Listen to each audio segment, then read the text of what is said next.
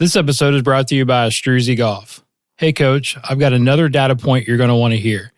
This time we are talking about your impact on membership renewal rates at hybrid or private clubs. Here's the stat brought to you by Struzy. According to the PGA of America, players who get lessons and belong to private or hybrid membership clubs are virtually guaranteed to renew their membership. Keep listening to hear the exact data points. You're going to like them. It's not what you know, it's what you can prove. You know how to cut to the core of me, Baxter. You're so wise. You're like a miniature Buddha covered in hair. I want to become a guru so girls will like me. Then I will like myself. Now, before we do this, let's go over the ground rules. Rule number 1. No touching of the hair or face. Of course. And that's it! Now let's do this! Are you not entertained? Are you not entertained? Is this not why you are here? Hello everyone and welcome to another episode of the Golf Guru Show. I am your host, Jason Sutton, where I interview high performers in the teaching and coaching business as well as all fields of study, break them down and get them to share their habits, coaching strategies, and success stories and failures that you can ultimately test out and apply to your teaching and your life. I'm trying out something a little different on this episode because this is a 2-for-1. Because the podcast just hit its 6-year anniversary, which is hard to believe, and has reached a milestone of over 300,000 downloads, also hard to believe. To celebrate and to thank all of you for supporting my labor of love in this podcast, I've put together a few segments of my favorite episodes in the early years of the show from some superstars that you may or may not have heard of that I wanted to share with all of you again or for the first time. I couldn't be more excited to share with you these combo episodes because my goal for you is to enjoy the big name superstars, but also introduce to you a few under the radar people that I consider high performers as well. These people who have transformed my life and have had a huge effect on my career, and I feel like they can do the same for you. You may have missed a few episodes over the years or have just recently found the pod. If that's the case, then welcome, or haven't dug back into the archives deep enough. So I'm happy to share these with you. So without further ado, please enjoy, and thanks so much for listening and all your support. First up is Jeff Leishman, Golf Magazine Top 100 instructor and PGA and LPGA Tour coach that has worked with the likes of Daniel Berger, Will Mackenzie, Vaughn Taylor, David Hearn, Tom Gillis, and many college players, including the current #1 amateur in the world, Luke Clatton. You can follow Jeff on Instagram at Jeff Leishman Golf.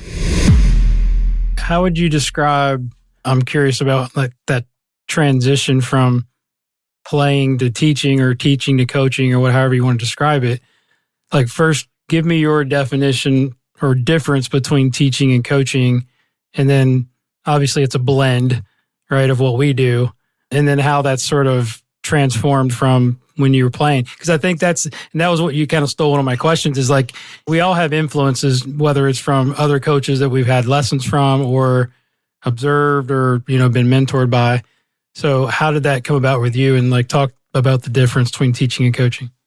Well, teaching and coaching now in some ways it's semantics or these words can be synonyms. They can mean the same thing. For me, coaching involves more of a long-term relationship. That you're going to be involved with somebody.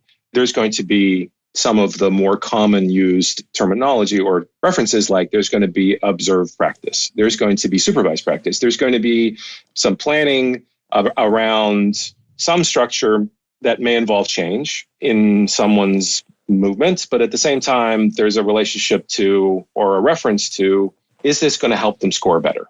So coaching to me is more of a broad view of how those pieces come together and not necessarily the lesson structure of let's find something wrong with this person to justify why they're paying us, which is sort of kind of the thing that we all might have been part of earlier on. Like, okay, we charge this amount for an hourly lesson. We better find something wrong in a fairly quick amount of time, 45 minutes to an hour, and then send them on their way. Yeah, some people are still in that mode. Yeah, right.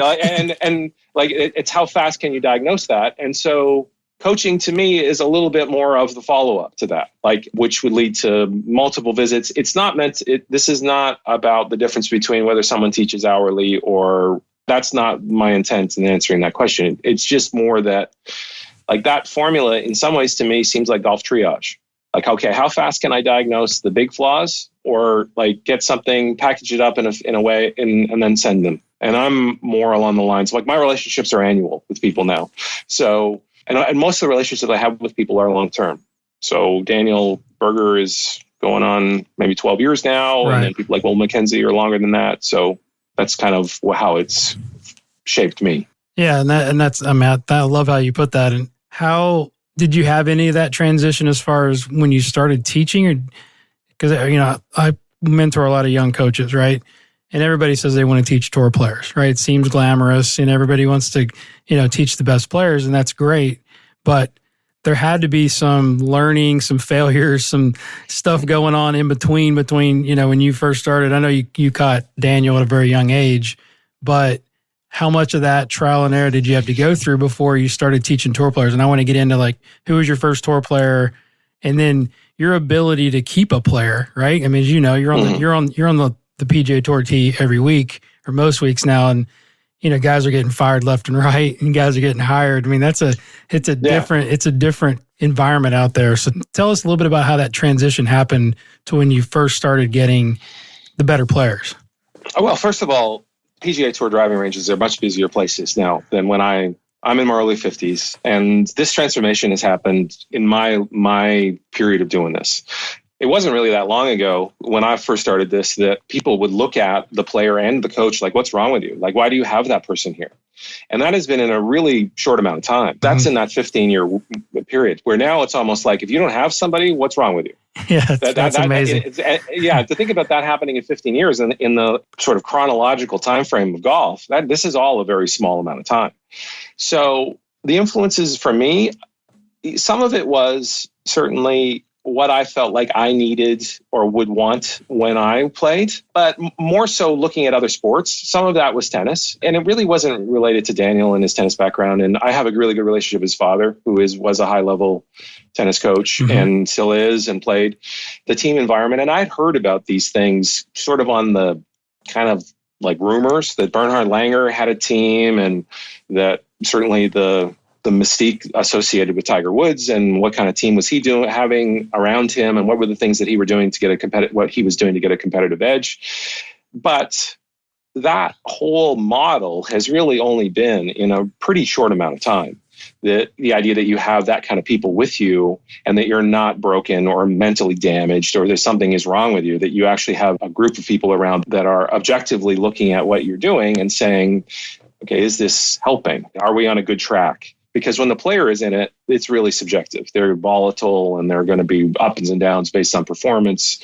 So the timing of that really, for me, had more to do with going from teaching a junior program and being part of the annual or the hourly lesson deal, and having a few more of these professional clients. And then it involves travel. Like, you start to go to the events, and which is quite common now. But to be honest with you, it wasn't then. You know, where you would see coaches was at the majors, or you would see them at the big events. You wouldn't see them at the BC Open.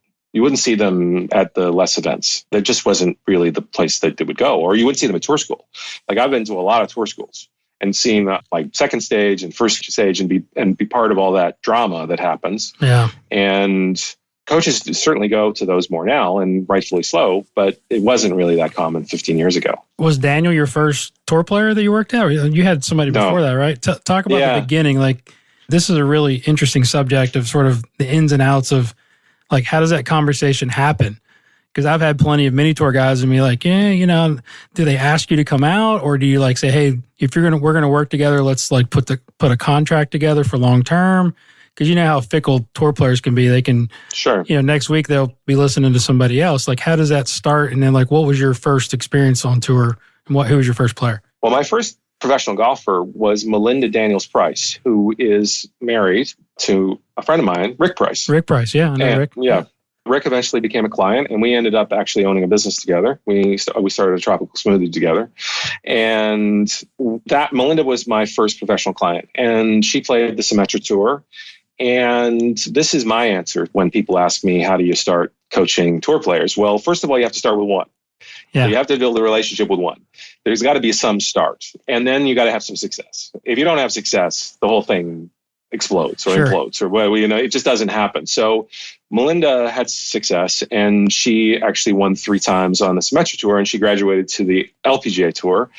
And I would say that I was working out the sort of the semantics of how to do that kind of relationship with her, and then eventually with Rick.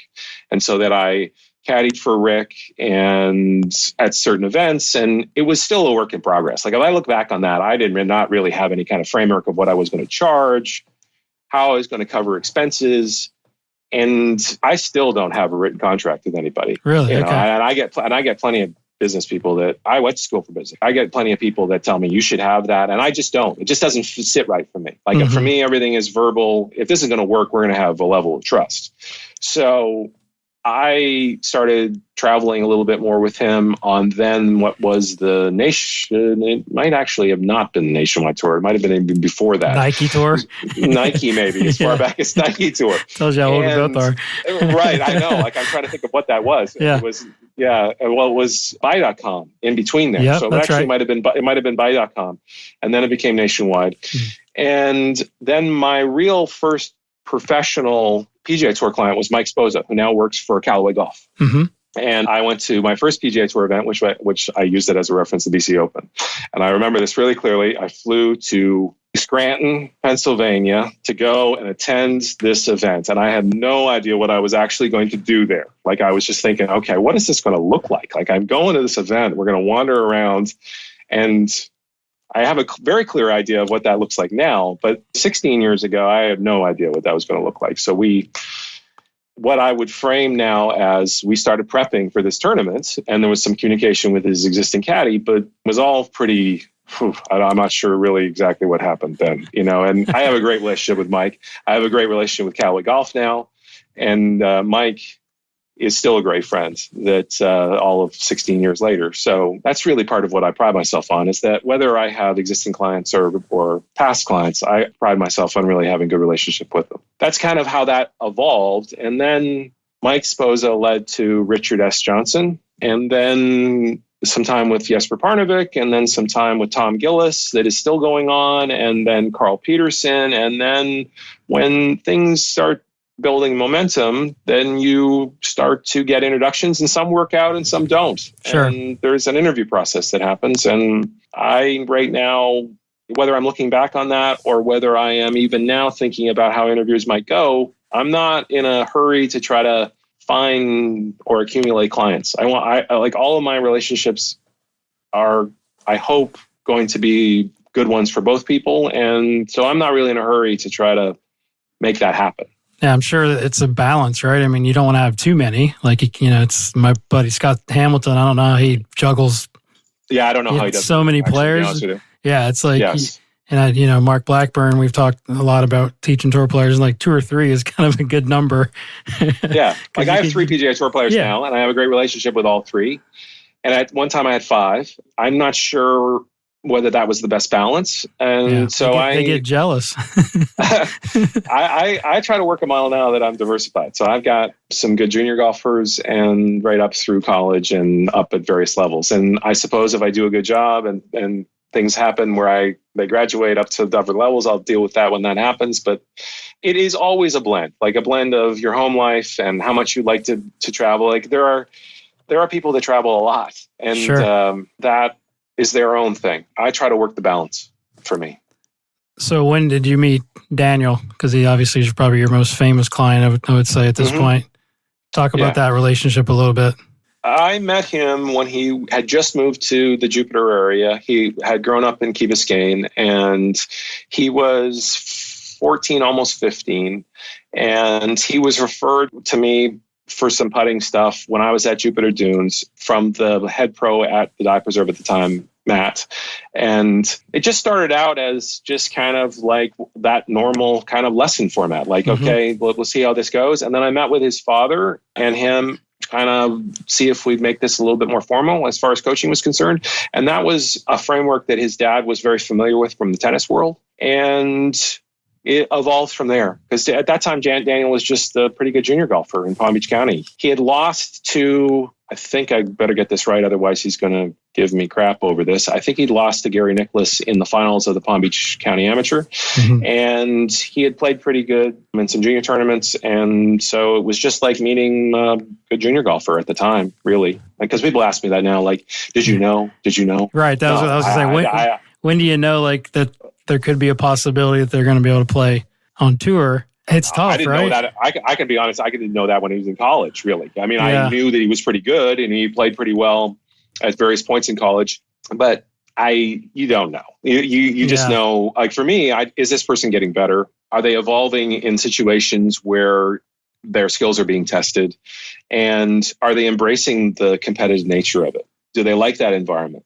Do they like all of it? Do they like the travel? Do they like the adversity? Do they keep getting back up? Like, because they're going to get knocked down a bunch. So do they keep getting back up again? And certainly Daniel keeps getting back up again. Yeah. And I think he's, from what I've heard, we'll kind of talk about a few of our mutual friends, John Graham, that worked with his putting a little bit, or maybe still does a little bit. He described him as one of the most competitive players that he's ever worked with. I mean, there's something about that innate ability to, like you said, just compete and to be tough, and the heart and all that stuff you can't really measure. I'm sure it sounds like he has that, right? Yeah, and to be able to channel that in a way that it doesn't become destructive, because other really incredibly competitive people can get so frustrated so quickly that it becomes a hindrance. Like they're just so impatient. And I would say that there is a balance in that for everybody who has that nature, and his parents nurtured that in him. They did not see that as abnormal. They tried to do everything they can. And that was one of the determining factors, the main determining factor when his dad talked about his sports developments in anything. Was he competing? Was he putting in the effort? The benchmark was he doing things that he saw improvement, more long-term than short-term? And that was the only thing that mattered. It didn't matter about winning or losing. It didn't matter about really the scores that he shot. It just was, were you competing till the end? For the young coaches that listen to the show, it's like, how do you look at Daniel Berger and go, all right, I'm going to leave that little laid off position at the top alone, or I'm going to change it? Talk us through the process of, like, when you've seen him. And I know, I guarantee his swing has changed over the years. People look at funky swings and go, oh, he just left him alone. There's no chance. I guarantee you guys have done some stuff. So talk a little bit about what you're working on with him and that whole piece about changing or not changing funky spots. Right. So there is lots of diagnosis tools that are out there right now. There's been serious advancements in the tools available to diagnose golf swings, from how more specific the camera has gotten right on up through force plates and 3D and on and on and on. So I am trying very hard to diagnose or deal with the difference between what might look a certain way and what is actually a certain way, and what fits. What are the pieces that fit? What do they fit relative to performance and not necessarily cosmetics? So in the situation with Daniel, I get often asked, did you ever think about changing that position at the top? Well, yes, probably about 5,000 times. Good. Thank you for saying that. All the time I'm looking about, is this relevant? Is this relevant that this thing that is very visible, is this a flaw? Is this something that is going to hinder this person's progress? Does it match? Does it match the other things that are going on? So a relevant visual reference for me was Lee Trevino. Okay, so someone who had a similar bowing of the wrist, the way the club is closed, the laid off look that matches the ulnar deviation that is going with bowing the wrist and changing the relative position of the shaft, without getting into too many technical aspects. No, but feel free. Yeah. Okay. So the idea that's the idea of this show. that it looks that way because his wrist and his arm is doing that. So first of all, I am trying to do a cost-benefit analysis. Is it more beneficial to change this in the effort of making this someone better long term or even short term. But what are the costs? Well, the costs are that there's the possibility this person gets really bad for a while. Yeah. Do they come out the other side of this and get better? Well, certainly there is a possibility with that. So in other situations, I've used the example of Jim Furyk or Sure. even other clients like mine, like Will McKenzie. If anybody knows Will McKenzie golf swing, he has a very weak left hand or wide open club face. Yeah, wide open club face. Yep. Again, do people ask me, do you ever think about changing his grip? Yes, probably about 5,000 times, but the consequences of that affect the rate in which, or in what he does currently to close the club face. Mm-hmm. So there is a very late twist of the club in Will McKenzie's case. In Daniel's case, the axial velocity graph or the rate of twist of the shaft never looked out of ordinary. There was never a problem. So then that was where, okay, this is a cosmetic thing. Mm-hmm. It balances some of the other things. What is his ball control like? Well, he always has demonstrated very good ball control.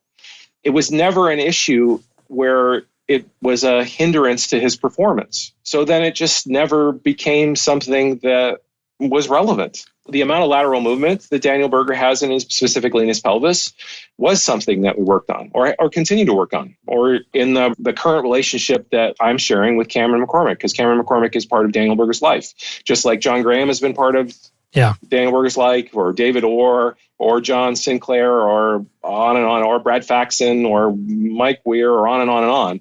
The taking in of information and being able to put it as part of a player's formula and making all that work so that they can perform in competitive situations. So that's what we're after here.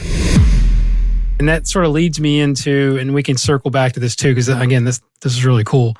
And I wanted to read something off your website because this is what really sort of drew me to the way you coach. And the first time I think I heard your name was from John Sinclair.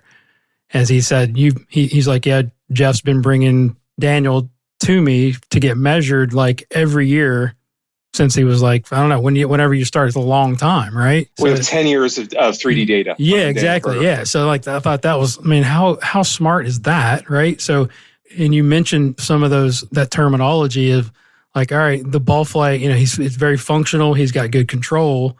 And then you started seeing some key indicators. And that's sort of what I would like to go down as well, is like, what are the key indicators to not make a change like that? And it sounds like you're mixing, obviously, just sort of old school, ball control. Let's face it. That's what it's all about, with the information that John's giving you based on 3D data, which is the real. Yes. Right? So what have you learned? And I was always kind of like, did you know like how to read graphs and about 3D data before you started working with John? Or has that sort of been a process of like, let's take him to this guy that can measure everything, and then let's sort of learn as we go along about what's good and what's not good? Well, my first exposure to 3D was seeing some of the TPI graphs. And Jeff Banaszak started a service on tour, on the PGA Tour, called Back Nine Fitness. And he was using John Sinclair as one of his advisors. And he was doing, as part of the program that he was selling, was a 3D analysis. And at that time, one of my clients, Tom Gillis, signed up to work with Back Nine Fitness. And that's when I met John Sinclair. And I had seen some 3D analysis through not just the TPI, but I'd heard about Phil Cheatham and AMM. And I had seen some presentations by Mike Duffy from Penn State about more accurate measurement. But I would say that it was just more that I knew it was out there, and it had a lot more to do with university testing. Mm-hmm. And I was still very skeptical or apprehensive about the actual real world applications of this information. So John, and my relationship and friendship with John started then. Like, okay, want to catch up here. Like John's been using this for a while. That led me to then having a relationship with Phil Cheatham, because I thought, okay, I'm going to go to the dude that wrote the program for this. Sure. And then hang out with him, and then also send data to him. So we would measure, send the data to him, and I would just say, you tell me what you see. And then that turned into part of what forms my model now about collaborating, which is what you'll see on my website about like getting these people to offer an opinion. And I'm still open to that. So if anybody is listening to this podcast and wants to be part of a collaboration, I am still open to that possibility, because I want, in some ways to be challenged, and I want my mind to be open to what is not only available in measurement, but perspective.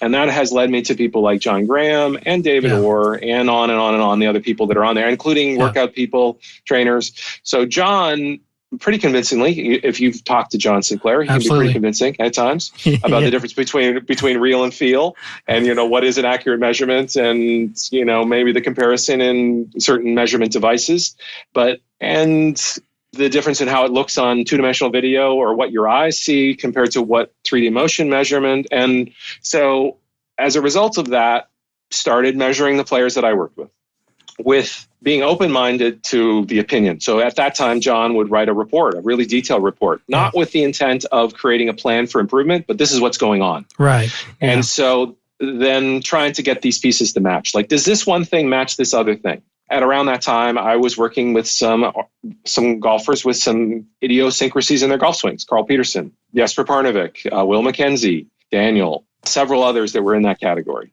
So the idiosyncrasies were what I could see visually, but I wanted to know more about what the actual movement was. And that's where John is still a really big part of my life. And Phil still consults. There's Jason Misch, who I just saw, actually coincidentally ran into him when we were doing some motion capture up at David Ledbetter Academy in Orlando recently. Yeah. I have a great relationship with Tyler Farrell. I was going to say Tyler Farrell, he's been on the show, and I know he's learned a lot from John. And John Tattersall, another guy. Yes, guy. Absolutely. John Tattersall is a fantastic friend of mine. Just saw him at the PGA show. We have some sarcastic banter at pretty much every time that we see one another. Yeah. Yes. And Mark Blackburn, I would consider Mark a friend, both our relationship on tour. And then that led me to a relationship that I have with Chris Como through the Dallas connection, and then on and on, how things kind of went from there. And so I value those relationships because not only are those people potentially looking at things differently from their own coaching perspective, but I just like the idea that we can connect on this level, like we're having this conversation, and catch up or look at things differently. Like the idea that I don't want to get stuck in my lane. I want to be challenged in being able to get out of my lane. Yeah, it's such a great mindset. It's such a great approach. I mean, as you say on the website, I firmly believe that building a team of professionals with whom you're able to consult is essential to being the most effective coach you can be. So it goes both ways, right? So you're helping your player, plus you're also learning from the information that you're getting from the 3D and the holistic approach that you're taking. And my favorite part was, it's not about me and my ego. It's about giving the player the best opportunities for success. My next question would be, how does the player respond to that? Because I think a lot of coaches, and I probably was like that maybe in my younger days, was a little bit guarded to say, I don't want to reach out to somebody else because I feel like my player is going to think I don't know everything. I would say that the good players, the smart learners out there are going to say, I really appreciate my coach taking that extra step to make sure every stone is unturned. Yeah, and there's a balance in that. It depends on the level of the client that you're working with. Mm-hmm. We're talking about people who are either playing for their livelihood or intend to play for their livelihood. If you're starting out on the journey of working towards working with better and better players, there's a balance in having enough knowledge that you can speak confidently about something, and then also knowing what your limits are. And having the right relationship with your clients, regardless of whether you've seen them one time or 11 years, to be able to explain the reason why you're doing it. Then it's not seen, I believe, or I might be wrong in some of the reading of the relationships that I've had in the past, but I don't really see that it's necessarily a lack of knowledge, that you're open enough that you're going to get the right answer, the best answer that's available at the time. And from a selfish perspective, that's what's led to me being able to have all these relationships. I'm not really that open a person. Like, I would probably classify myself as an introvert. I was traveling out on tour and I was thinking, okay, like, I'm wasting this time. I'm traveling, I'm hanging out with the people that I already have a relationship with. It was a concerted effort for me to meet people. So I remember very clearly, I had dinner with Chris Como at the Byron Nelson. I don't know, maybe 8 years ago. He probably, I don't know whether he remembers more than me, but we went out and I remember, this is when he was still finishing up his doctorate in degree in biomechanics with Dr. Kwan at Texas Women's University. Yeah. And he was wanting to get more into coaching. And, it's kind of seems silly now where people know Chris Como. But at the time, he was just like doing his thing. And I reached out to him and we had dinner, or I had dinner last week with Ramon Biscanza, who built the perfect putter. And I've known Ramon for a while when he played, but I just was like, I want to get to know this guy better. Now, this is not my personality, really. Like, this is a concerted effort for me to say, hey, would you like to go out to dinner? And you got to put yourself out there. It's almost like asking for a date. Yes. And you're not sure whether this person's just going to go, nope, not interested. But fortunately enough for me, I think I've got better at the asking. And so last week or 2 weeks ago when I was in Palm Springs, and I hope to do the same again when I'm in Pebble here, have what probably are considered to be business dinners or meetings, but really what they are is an effort to build a relationship with the full understanding that this might not be something that I agree with. Like, it's not always the idea that I'm going to be like, oh yeah, this is totally dig what this person is saying, because that's not the intent. Yeah. The intent is that I want to keep my mind open, and I may be totally into how this person is actually communicating. I may not totally agree with their methodology, but that's okay. This is the other thing that I would totally recommend to people who are wanting to do this more seriously, or even with the idea that they might coach at like higher levels. Go and take a lesson yourself at least once a year. I like it. Yeah. The other really bizarre thing was go and take a lesson. If you're a right-handed golfer, take a lesson left-handed. That is really enlightening, to go and take a lesson left-handed. To get an idea of what you like and what you don't like, or what sounds good, or so that was one of the other things that I started to do all the way along the way, is I would just go and do that. That's gold right there, my friend. Everything you just said. We come from similar sort of backgrounds, and introvert. I'm a trained extrovert, right? I mean, yeah, there you go. That's a good phrase. Yeah, and I've talked about that a lot on this podcast. I'm not going to bore you about it, but I was from the same. I was shy, and again, it's like if you're going to move in a direction towards whatever goal you have or whatever career you have, you got to sort of get out of that comfort zone. So one of the questions that I always like to dive into, and this would be interesting to hear your perspective, is when you're developing and you start to become a top teacher, I sort of divide what we do into two segments, which is IQ versus EQ, right? IQ being the information stuff, and then the EQ being all the other, the self-awareness, the empathy, the bedside manner, the building the relationships. It's like, where did that come from for you? Because you obviously have that in spades, the EQ part. The IQ, we've all sort of developed and it's available to us now, but it's like, I think the EQ part is really what separates good coaches from great coaches. So for you, was it something in your childhood? Was it your parents? Was it, because you just mentioned that you basically had to get out of your comfort zone and go have dinner with somebody you don't know, and then somebody that maybe doesn't even agree with you. That's a difficult thing. Like, how does that develop? Can it be trained, I guess?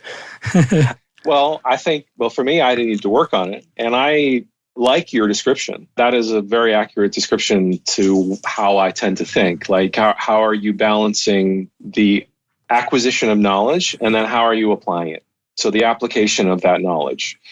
Well, the influences in my life, I mean, I'm fortunate enough to come from two parents that were teachers. So my dad was a physical education teacher, and my mom was actually a special education teacher. And in Canada, that meant that she dealt with both with the children that were learning disabled and gifted. So part of her job was to go into classrooms and help the teacher deal with the gifted kids and change the programs for them, as well as for the learning handicapped, disabled, challenged kids. And so I have been able to use them as a sounding board for things that make sense. One of the other things that I did, which was really the advice of my wife, is when we were looking for people to work at our junior golf camp. And at the time when Tiger was really on top of the world, our junior golf camp had 220 kids in it. And we broke that up into groups of about 60 kids that would show up in the morning and 60 kids in the afternoon. And we do 2 sessions of that. And this is not hopefully offending anybody, but we found out that the golf pros that we were hiring weren't very good at it. They were good at the information, but not good at the EQ part. There you go. So I hired some physical education teachers from the area, and their IQ golf-wise was not very good. I just figured I would teach them that, but their EQ was fantastic.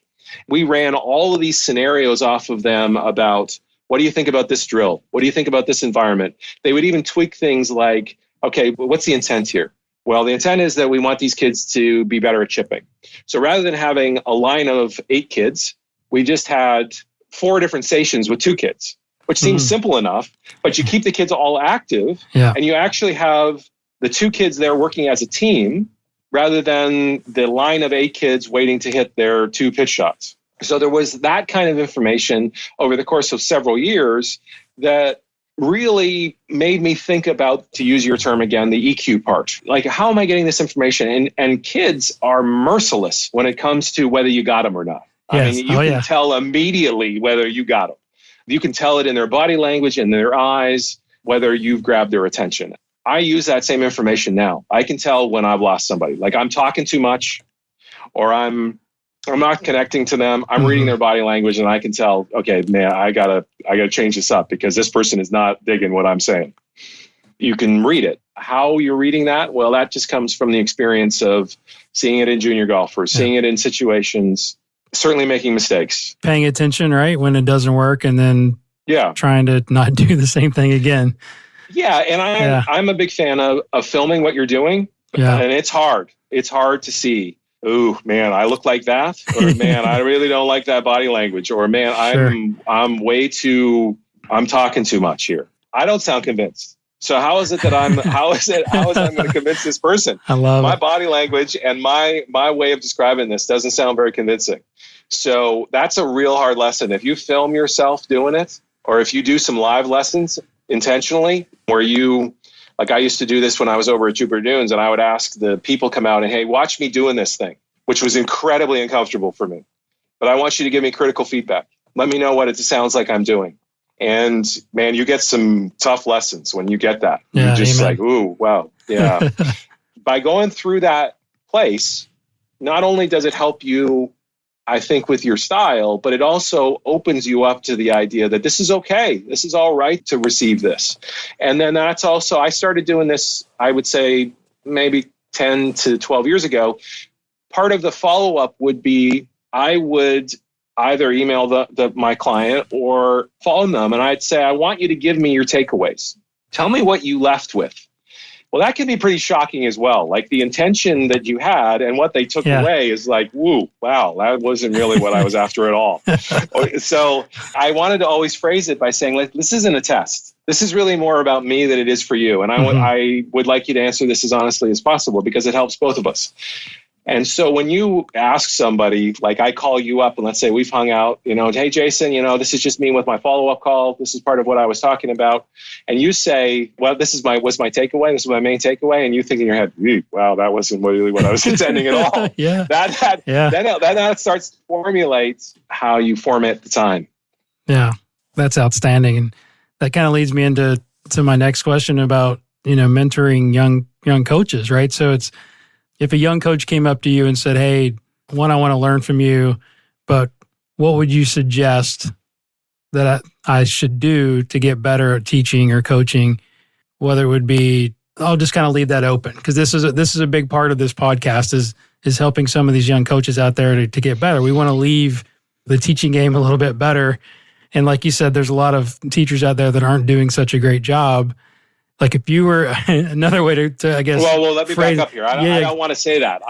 That's not my intent. No. But it's reality. Good job. It's, and I apologize for interrupting, but that's not the intent here. Like, I am doing my best to describe my journey here, and the intent is not to say this person is doing it wrong, because I think the intent is always good. I mean, people don't enter into this with bad intentions. Absolutely. Yeah. The intent is good.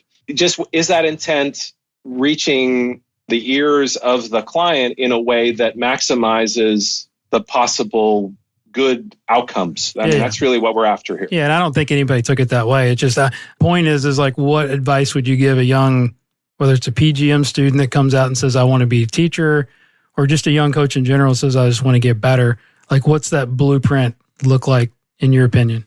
I think that what is very helpful is that you have a systematic approach of being able to do an evaluation and have a way to take that information that you gathered, whether it's through various tools, eyes, camera, TrackMan, or some kind of radar, and then we can get more sophisticated from there. But the idea that you gather some information, I think it's really important to gather information and talking to the person.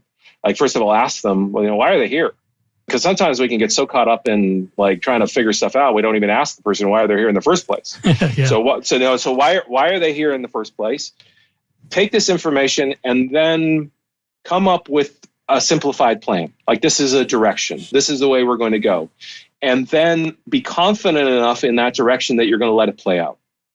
Because I think that in my experience personally, and then also listening in, or when I talk to people who started out a little earlier, you either aren't confident enough in the direction that you've chosen, or you don't let it play out. And so this is where I get into medical analogies. We all live in this world of analogies because that's just sort of how the whole thing kind of works with golf. But if I'm using a medical analogy, you got to have enough confidence in your initial diagnosis and your prescription. And then you got to have enough confidence and enough time and let that prescription play out. In medicine, if you're too quick to add another prescription, you don't know which one worked. You don't allow enough time to be able to say, this didn't work. It's a great point. And that's hard. That's a difficult thing when someone is struggling. Patience. But to let them suck, as we say. Well, yeah. Right, No, really. You gotta, and they might be just working it out. Sure. You've decided this is the way to go. Mm-hmm. They've come to you and they want to stop slicing. All right. So they've got to have a path change. Okay. And they maybe have heard this before, and this is the same direction that 10 other people have said them that this is the direction they're going to go. And you're convinced that this is the thing that's going to help them. You're going to make a path change. Well, you got to have enough confidence that the advice that you're giving is going to play out. And if you rush in there with more advice, which is probably the single biggest thing that I see with people who are new, they don't have the patience to let it play out. And now they've got another pill and then another pill. And that person is getting more and more frustrated. And then now you're lost. You're not sure which one of these things is going to work, and you're grasping. And so be able to have, and this is where Mike Adams is really good. Mike Adams has really changed the way that coaching has been taught and teaching has been taught. And I give a lot of respect to Mike because his diagnostic approach, whether you agree with it or not, sure, has changed the way that people have been trained. And TPI is a big part of that as well, with their functional movement screen. They brought a functional movement screen to golf, something that is fairly easy and quick to apply to a student to see whether it's possible for them to move that way. So if you're advising someone to change their path to more draw, it's logical that to figure out whether they can actually move that way. Whether it's impossible for them to move that way is probably a failed diagnosis. So that has changed the framework in which people should be thinking about, how am I going to go about prescribing this thing? And then having, I've said this a few times, but having enough confidence and enough belief that, okay, I'm going to let this play out. And that also, I think, brings the importance of something you mentioned earlier, was having a long-term relationship, right? So, because the old paradigm is like that one-off lesson, right? The Band-Aid of like, oh, let's just, let me give you a couple things. And that's why I've gone to unlimited lessons the last couple of years. And it's really changed, one, like the structure of my lessons, because now I can take my time. Plus you have a student that in there in front of you that's willing to have some patience, and I can promise you in a year, this is what's going to look like if we have the patience to make this one change. And it may make, a couple of weeks or whatever, instead of, like I said, throwing the Band-Aid on it. So I think hopefully we're moving in that direction, right? Because that's what, with Mike's stuff, I think it's great. But it's like the old 1 hour or half hour lessons, like how am I have time to like measure all this stuff and then actually administer some kind of, application? Like, I think, does that make sense?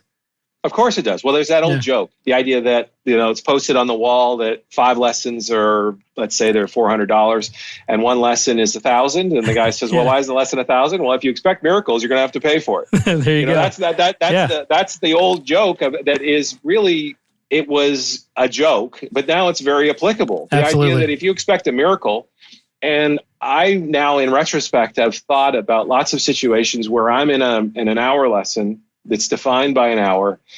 And there's this internal clock that's going inside me, like, ooh, wow, like, okay, I'm running out of time here. Things aren't going well. I better, like you have, and as soon as you open it up to the idea that this is a longer term, whether it's multiple lessons or there's going to be some supervised practice or there's going to be a timeline to this, not only does it not feel like that there's a stopwatch inside you, there's not a stopwatch inside the person. There you go. Like, okay, like I don't need to get this, because whether we recognize it or not, that person is feeling a certain amount of pressure to perform for you anyway.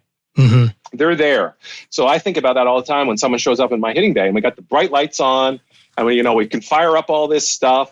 This person is not feeling comfortable. Even if they play golf for a living, like the first time, like if I'm meeting, let's say, Vaughn Taylor comes to see me. I have a great relationship with Vaughn Taylor now that's going on almost 3 years.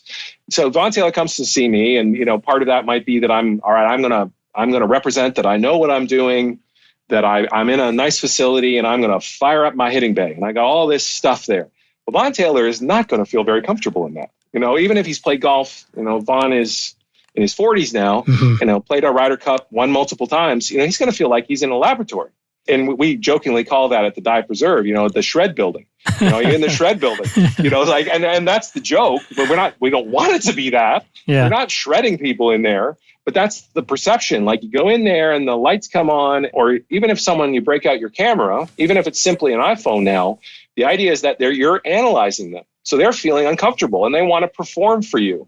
And if there is this defined timeline, I have been there, like the time's running out, and boy, I hope I get a good one here. We want this guy to get a good one. I want this medicine to show me that it's working. But if you extend that out, then there is this it's calmer. It's just doesn't have that thing hanging over it. This is the other great thing about knowing somebody like John Sinclair. He's basically like my Mythbuster. Mine too. Before I buy anything, I just call him. Yes, right. So, do you know the TrackMan story with John Sinclair? Do you know? When John bought a TrackMan, back when it was very early on, he had a ballistic expert from the Dallas-Fort Worth Police Department come out, and they were shooting golf ball through tissue paper to verify TrackMan's numbers. Oh God! So that's so what John classic. does. Yeah. Yes. So or James Lights. Yeah. Yes. Or James Lights. Yeah. So those guys are good people to know to see whether this is a valid purchase or not. Absolutely. Because we were all at that point where, okay, is it valid to buy a TrackMan? At what point is it really worth it to spend this money? Like how often am I going to use this? Yeah. I mean, it seems like a silly question right now, but it was very valid 10 to 12 years ago to figure out, okay, am I going to buy a TrackMan? Because at that point, it had a lot more to do with fitting golf and people using it for training or practicing. It really was not that big a deal. It was not something that was like, we were still trying to figure out, okay, what is the relevance of this information? Am I going to help people by giving this information? Right. That it does seem laughable now, but I mean, back then it certainly seemed like that. So force plates for me is the next purchase. And I have a body track mat that I don't use that often anymore. Mm-hmm. Like the balancing between what I see in two-dimensional video. So our cameras are 220 frames per second. Everything's trying to keep up with an iPhone now, pretty much. And iPhone is my cameras now, actually. That's what I use as cameras. The camera that I use probably more than any other is the above camera, the one that's directly above to see release patterns. And then balancing that off with what I see in the axial velocity graph in 3D or in stuff with rate of closure, because I'm trying to balance the engine with the steering wheel. So that's my analogy in the car. How is this person steering the car? And what is the face-to-path relationship? And how are they producing power? What is the engine of this? And do these things, do they conflict? Does the person have the control that they are wanting to match the level of their expectation? And is the engine adequate enough to, and first of all, not going to hurt them or increase the likelihood of injury? And is it, and this is where it matches with force plates. You almost have to have, the knowledge of what's going on with the ground, forces and torques of the ground to kind of maximize that. Yeah, you're right on the money.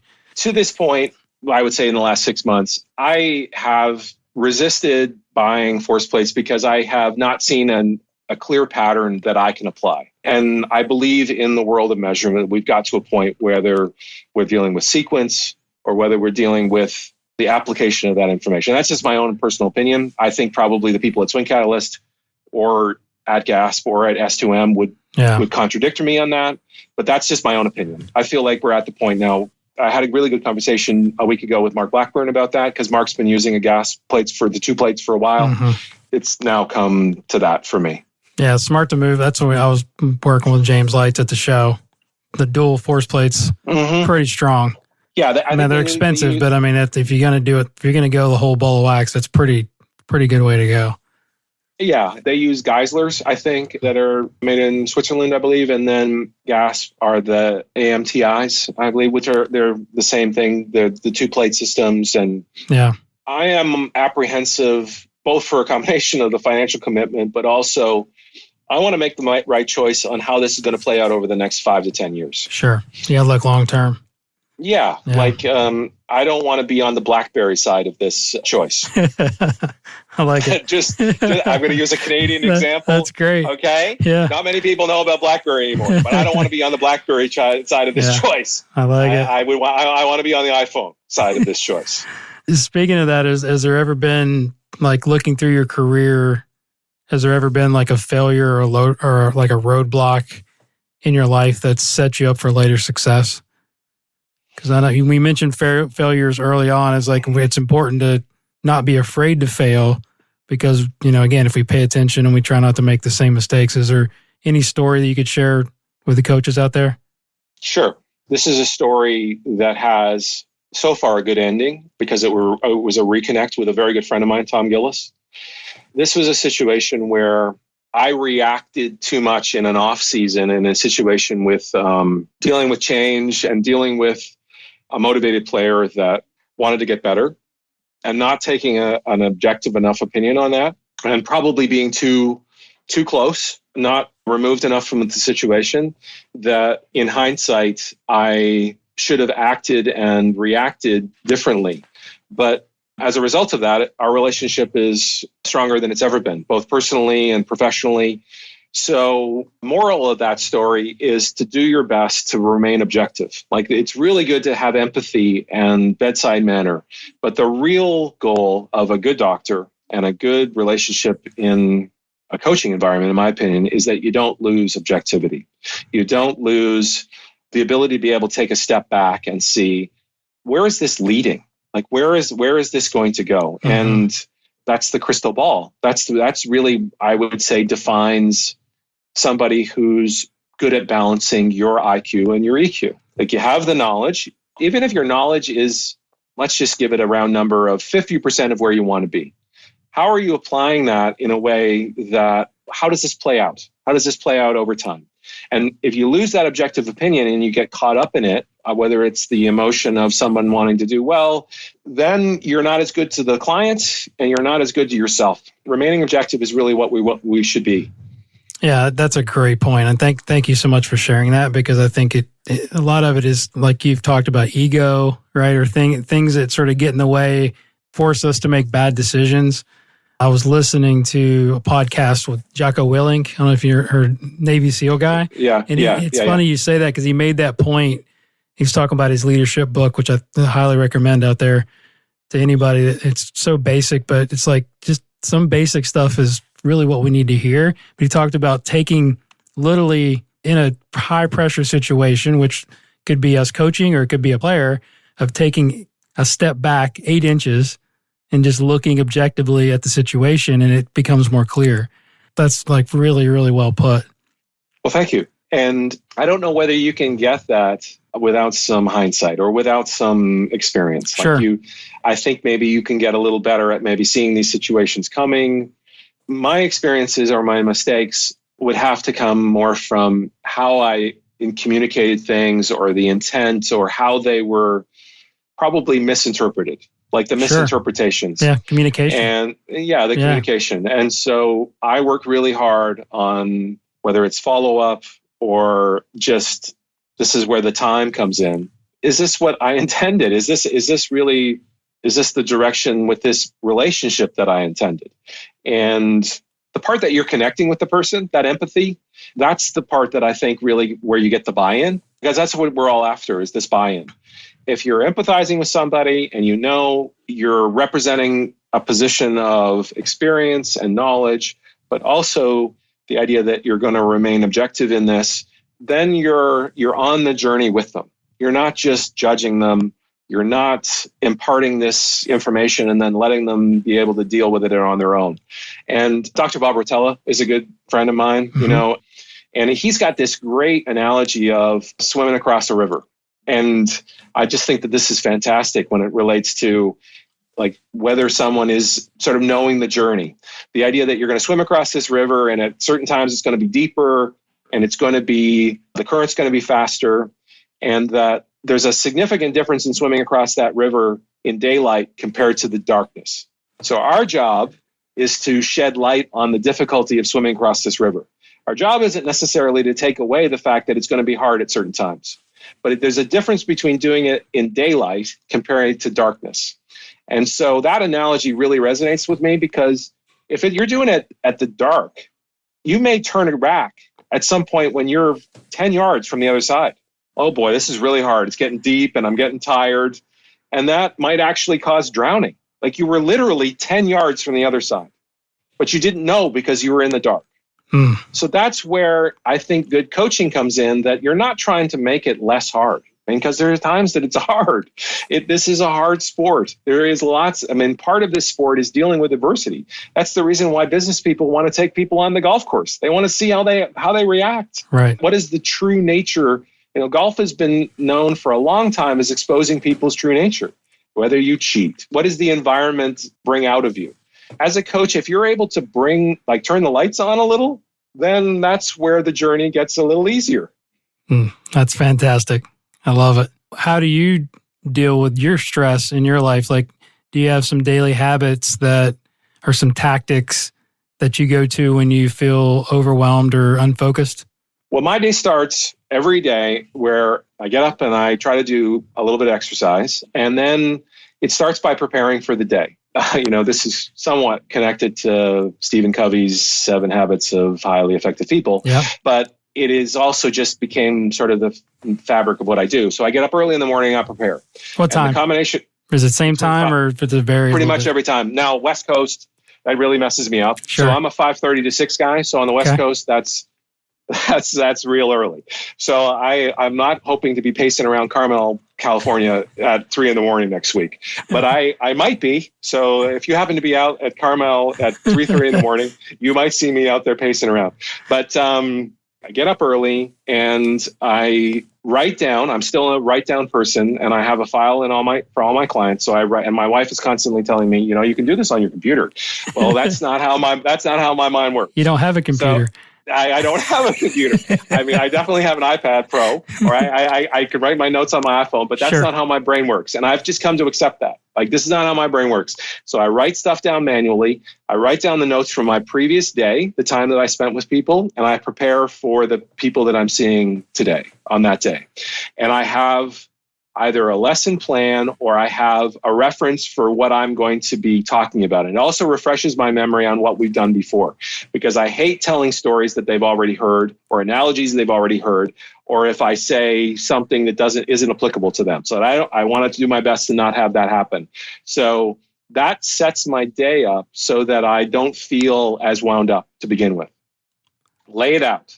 And so that way, also, when I come home at night, with the exception of tonight, I am going to be there for my wife. I'm going to be engaged. I'm not going to be doing my whatever. So that morning starts that way. And the negative side of this is that I don't play much golf anymore. I kind of have lost my relationship with golf, and that's kind of a regret for me. So I fish. So I go fishing. Okay. And on my days off, I go fishing, and I like to fly fish. And I'm fortunate enough to live in a part of the world where, saltwater fly fishing is really good. And so that's kind of my getaway. So people ask me, what do you do on your day off? I really don't want to go play golf. So I go fishing. That's awesome. And I'm a big fisherman as well. I love that. Trout fishing with fly fishing. Yeah, I grew up trout fishing. Yeah. So, my wife's family is from Eastern Canada, and so we trout fish up there. I, not so coincidentally, I try to connect fly fishing with when I travel. So not next week, but my favorite destination is Hartford every year because I stay really close to the Farmington River, and I fish there every evening. So, that's great. I get the evening hatch in June, and then I'll fish. Well, I'll fish wherever I can. I fish in New Orleans, red fishing, and I have redfish in Sea Island, Georgia. So I try to connect those things. And I try to do my best to turn my phone off, and kind of check out. And if I hope my relationships are good enough that people understand that, this is sort of like, and most of my clients, if not all my clients, don't really communicate with me past probably 8:30 at night because they just kind of know that, all right, this is the downtime. Yeah. Kudos to that. Well, I don't have that down yet. No, you don't? No. You got to build that in. I know. 24/7. I'm like, getting text messages and swing videos and whatnot. So got it. That's all right. No, that's brilliant, man. I love it. I mean, it's such a common theme. What you just said is the daily habits, and that's what I'm always really interested in. And I think the listeners take a lot from that because there's a reason why people are successful, and you just put it very, very perfectly there. All right. So I got one more question. I really appreciate your time. I know this has been a process. That's okay. And now you kind of understand that, the why these are long because this is the good stuff. All right. So if you could get a message to the world, okay, and put it on a gigantic billboard, what would your message say and why? It doesn't have to be golf. I would rather it be life or just anything that you can think. If you had to get that message to everybody in the world, put it on a billboard, metaphorically speaking, of course, what would your billboard say? Well, it's hard for me to separate golf from this because we've been talking about golf. Yeah, and you can have multiple billboards, as I always say, too. We can have a couple. Sure. Yeah. So, the first one would be use less words. So think about the words that you're choosing. And think about the message so that can you use less words? And if you're into fly fishing and The River Runs Through It movie, absolutely. Are you familiar with that movie? Oh, yeah. Robert Redford 100 times. Yeah. There's a great part in that where a young version of the lead character is going in front of his dad and he's writing an essay. And his dad asks him to use half the number of words. And then he asks him half as long. That's right. Half as long. Yep. So that not only resonates with me in golf, but in life. How is it I can deal with this situation with half as many words? So then it makes me take the pause, think about what my intentions are, and then also how these words are going to land. How are they going to land softly? Are they going to land hardly? Or hardly? Are they going to land firmly? How is this going to come across? And I think there's a balance in that with being inside your own head so that you are a little impulsive. I would say certainly I'm not very impulsive. I tend to probably err on the side or be on the side of being a little more analytical in my thinking or thinking too much about things. So that would certainly be the first billboard. And then the other one that we've already talked about is do your best to be objective. Love it. Yeah. It's pretty easy. It's pretty easy to be subjective. You're in it, you're wrapped up. So whether it's dealing with personal hardships and then also to be kind and empathetic. Empathy is a really great thing in life. That's one of the things I've learned from my wife. She's very empathetic. There's two things that my relationship with my wife is fantastic because she's very empathetic. She's also incredibly smart. She has a really high IQ. So she challenges me on that use of those words. Mm-hmm. And she has a very low BS meter. So her BS meter is going to go off pretty quickly, which is it's good to be in that kind of environment for me because I can just see that she's all right. This isn't flying. This is not going to. So if I'm trying to negotiate this golf trip / fishing trip, she's read it. She already knows this is a fishing trip. I was actually trying to negotiate that this year to go to Hawaii, and I'm glad I didn't because it blew 40 miles an hour over there. Yeah. But I was thinking if I'm going to go back to Hawaii, I'm going to go fishing. I want to go bone fishing there. And pretty quickly it was turning into a fishing trip and not a golf trip or a golf work trip. And my wife saw right through that. So I just ended up going to Palm Springs for the week. So it's not bad. There was no Hawaii for me. That's all right. That's awesome, man. I can't tell you how much I've enjoyed this conversation to finally get to meet you somebody that I've admired, from afar. Well, thank you for saying that. I appreciate it. Absolutely. And I mean it. And hopefully we can meet face to face soon. And I would love to do I meant to do this actually at the Golf Magazine Top 100 Summit because I saw you there. Yeah. And it was one of those things that introvert in me got the better of me because I tend to gravitate to the people that I know. And we all especially do. in those situations. Yeah. So the next time we're in those situations, I am definitely coming to introduce myself in person. Awesome. Tell the listeners how they can follow you on social. I know you just got an Instagram page, which is exciting. Yes. If you say so. Yes. Yeah. So Instagram and then Twitter and then give them your handle. Is it just your name? Just my name. Yeah. Just my name. Yeah.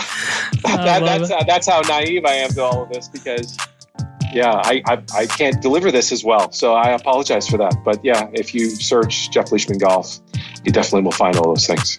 Awesome, man. Thanks so much for your time. I really, really enjoyed it. And I appreciate your knowledge and your stories. And it's all just fantastic. So keep up the great work. Thank you.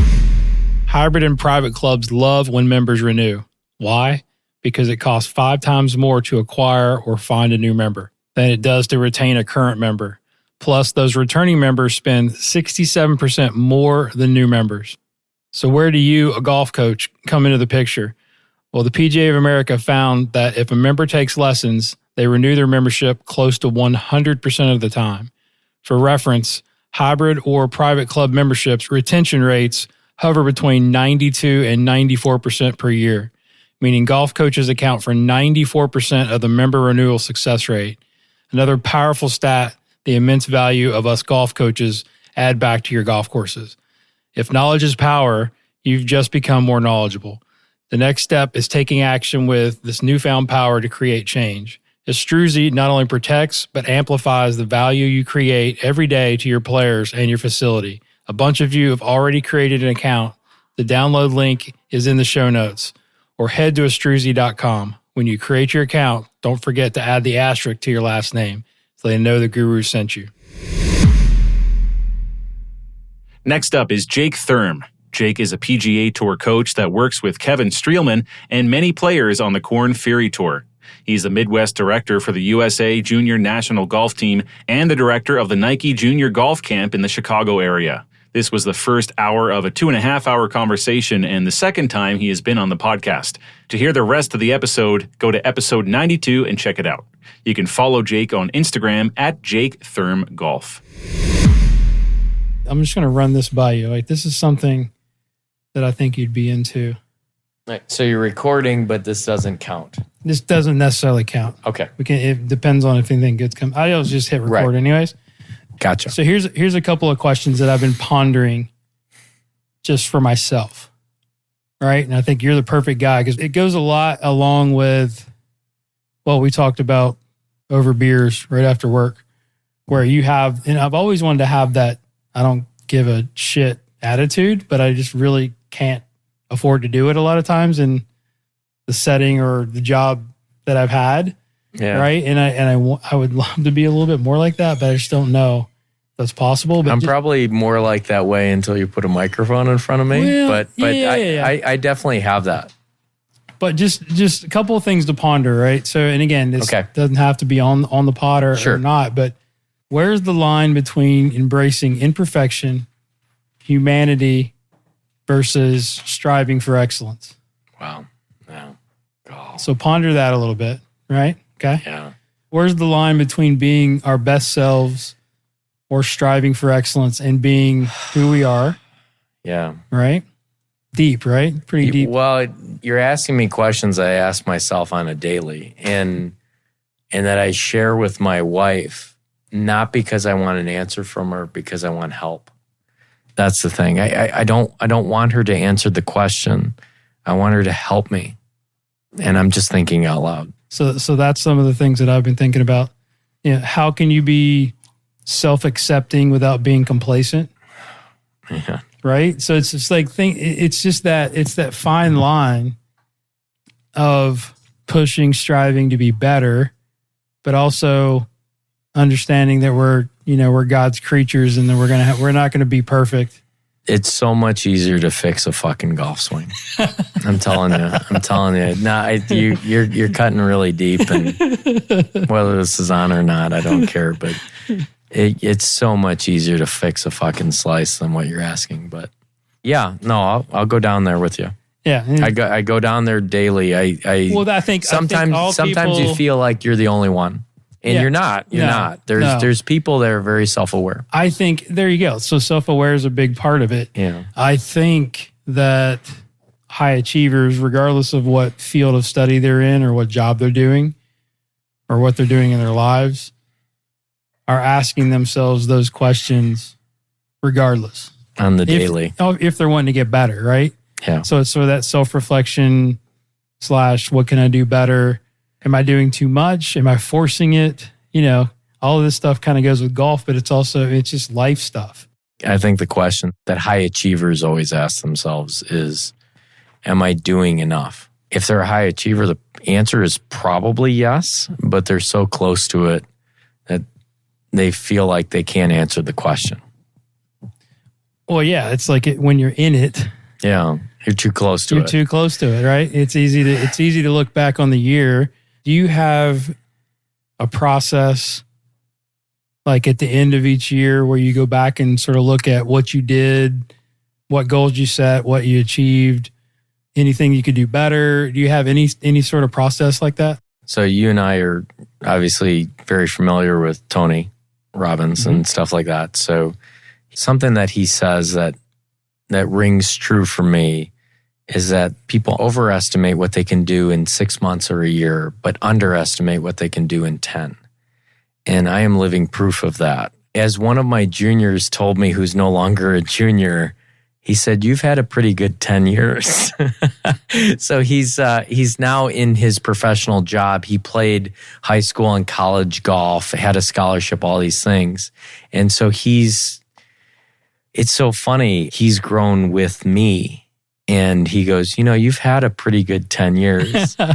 And you never stop and think about that. These moments that you've had or that you've dreamed about when they have materialized, in a way, because you dreamed about them and they materialized, you tell yourself that makes sense. And I think that's okay, but I don't think you ever give yourself the credit for having the dream. I think it was Carl Sandburg that said that it starts with the dream, right? That every great idea or action or execution starts with a dream. So I think you don't give yourself credit for the dream, because high achievers know that a dream without a plan is nothing, right? So you're so wrapped up into the execution of the plan that you never stop and give yourself the opportunity to enjoy the fact that, and we're talking about me, so that a kid from Downers Grove, Illinois, who was a fair player is coaching in the greatest stage in the world. You're just sitting there going, I had this dream and now I'm living this dream, and that just makes sense. And then you just go to your next dream. And you're hoping that one materializes and makes sense too. But it really does start with that. But a dream without a plan is just that. But high achievers always have a plan. So it's tough to take a second and appreciate what you've done in 10 years because you're always looking for your next 10. I mean, Matthew McConaughey had that speech in the Oscars, didn't he? Yeah. He says he's chasing himself. Absolutely. I'm chasing you. But because you're 10 years older than me. I just found that out today. Almost. Not quite. Wait, what are you? 50. No, that's terrible. Yeah. I know. Thank you for bringing that up. No, it's okay. Appreciate it. But you thought I was 45. I did. I gave you 45%. It's the hair. It's the hair. You're very trendy. Great hair. Yeah, thank you. Yeah. So it's something to be very proud of. Yeah. I hate to be this way, but you are chasing a version of yourself in 10 years. Somebody told me a long time ago that your next 5 determines your next 20. It's so interesting. They told me that 15 years ago, and I still think my next 5 determines my next 20. I've never dropped that. I always think my next few years determines how I'm setting myself up. And now I've aged out of Like Golf Digest no longer considers me young. I was going to say, how long are we going to hold on to the under 40 thing? I'm not holding on to it. All right. There's no play for Mr. Gray. Okay. The Just for Men stuff. I'm not hanging on to that. V1 and said that. I didn't. I know. Today. So I always think my next 5 just determines my next 20. And that's just my mindset. And you're so on the money there because you're so worried about the next thing. And worried's the wrong word. You're excited about the next thing. You're focused on the next thing. Yeah. You know what power is in this life, Jason, is perspective. Sometimes I think that the thing I struggle with the most is having it. And I need to How would you define perspective? Oh, golly. I'm not the one to answer that. Because in the game of life, what's the lowest score shot on tour? 57? Or Lynn and Pia, 54. In the game of life, I have shot 53. I married my college sweetheart. And you're only on like hole 8 in your life. Think about that. 7 or 8, maybe. Well, I spent the first 40 years of my life trying to kill myself, and now I'm just spend the next 40 trying to stay alive. There you go. I married my college, and you know this, you've done the same. I married my college sweetheart. She's given me 3 boys, and she's, the role I played in that was the fun part. I mean, she gave me those boys. When I take a second and realize in this lifetime, I have shot a 53, it's hard for me to think that way because I'm always so wrapped up in my own career and I never feel like I'm achieving enough. And you know this because you deal with a lot of juniors. Some of my favorite messages that I ever get from a junior is not necessarily the one playing D1. It's the one that goes, whatever the number, I broke 90, I broke 80, Right. I made my high school team. And this is in Chicago for anybody to listen. I made Hinsdale Central. See, I had a kid who got cut from Hinsdale Central his freshman year, his sophomore year, and his junior year. Hinsdale Central in the Chicagoland area typically wins state. It's comprised of at least 4 Division I college players. This kid got cut freshman year. This kid got cut sophomore year. This kid got cut junior year. He didn't make the team until senior year. And he made it on the last possible spot, and he was the last possible spot to travel for the state tournament, and they won state. I have to tell you this, and he sent me a message recently to tell me what a great role model I was. And I'm sitting there going, yeah, like, whoa, and I think of myself at that age, it seems like yesterday. And I'm like, oh man, how'd that make you feel, right?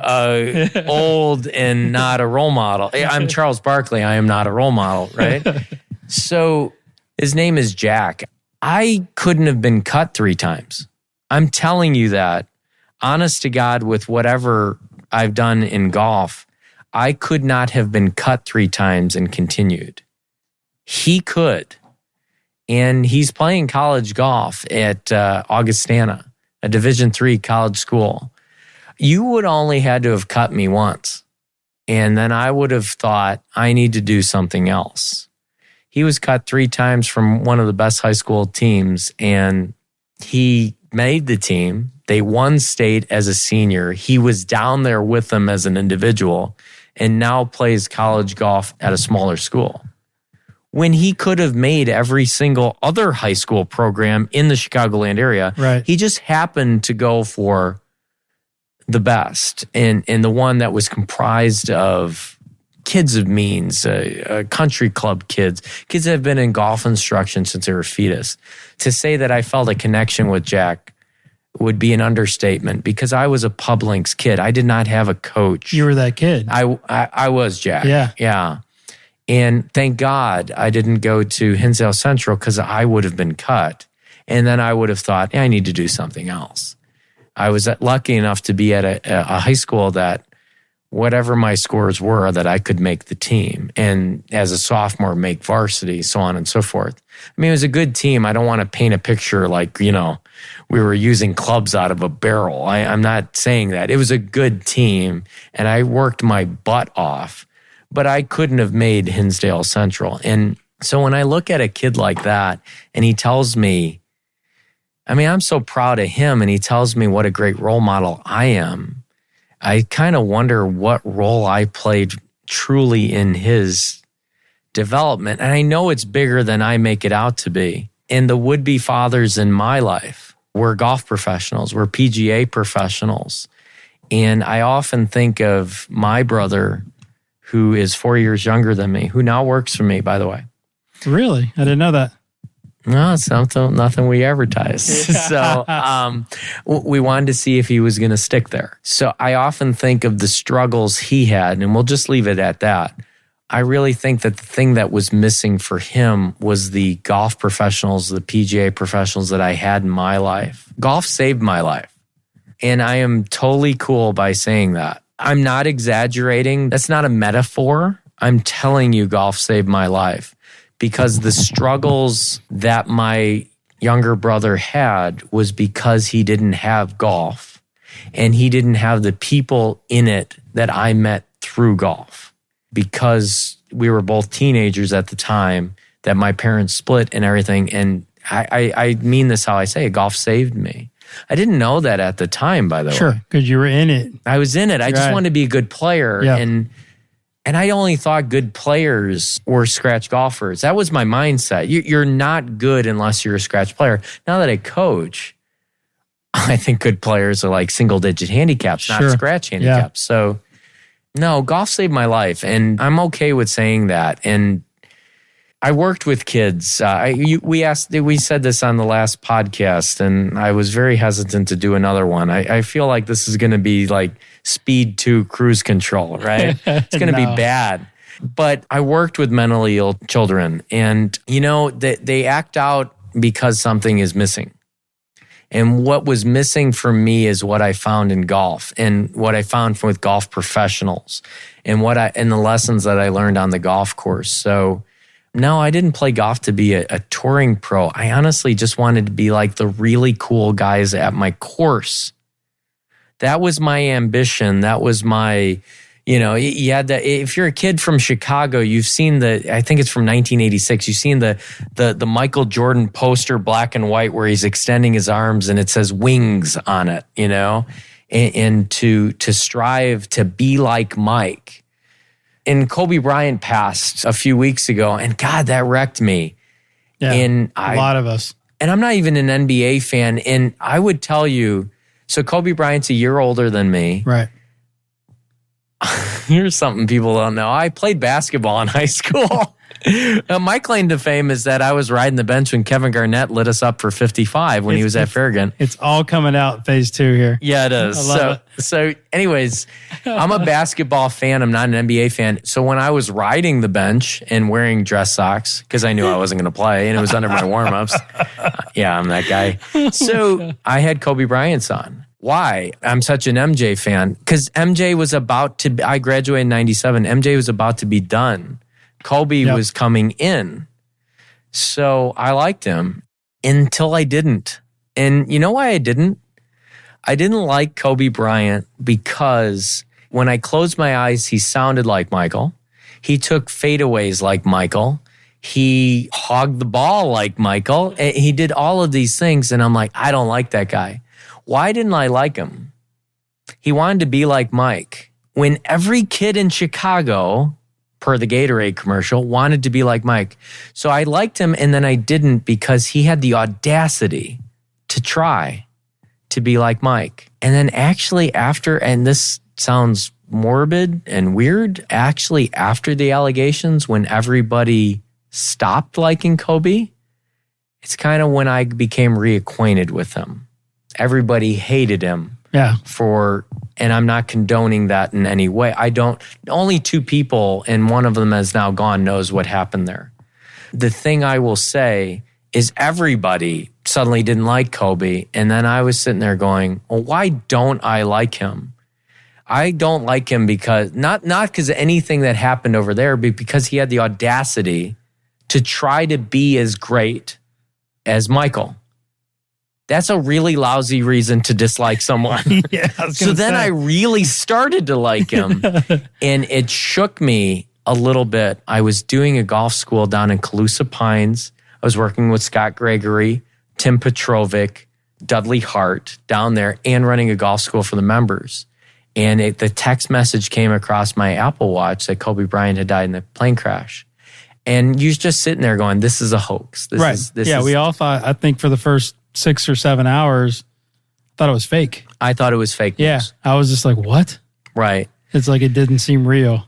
So for a guy that I liked and then didn't like for the worst reason ever, because he worked hard and harder than everyone.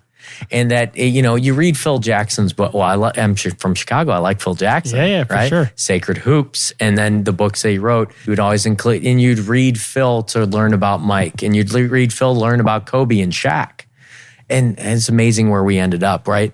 I know you do this, like John Wooden. You read coaches in other sports. I read Coach K, and I'm a Carolina fan. Oh. That's the worst, but I hated Coach K as a kid, and I love Coach K now. It's been 3 top 100 summits ago.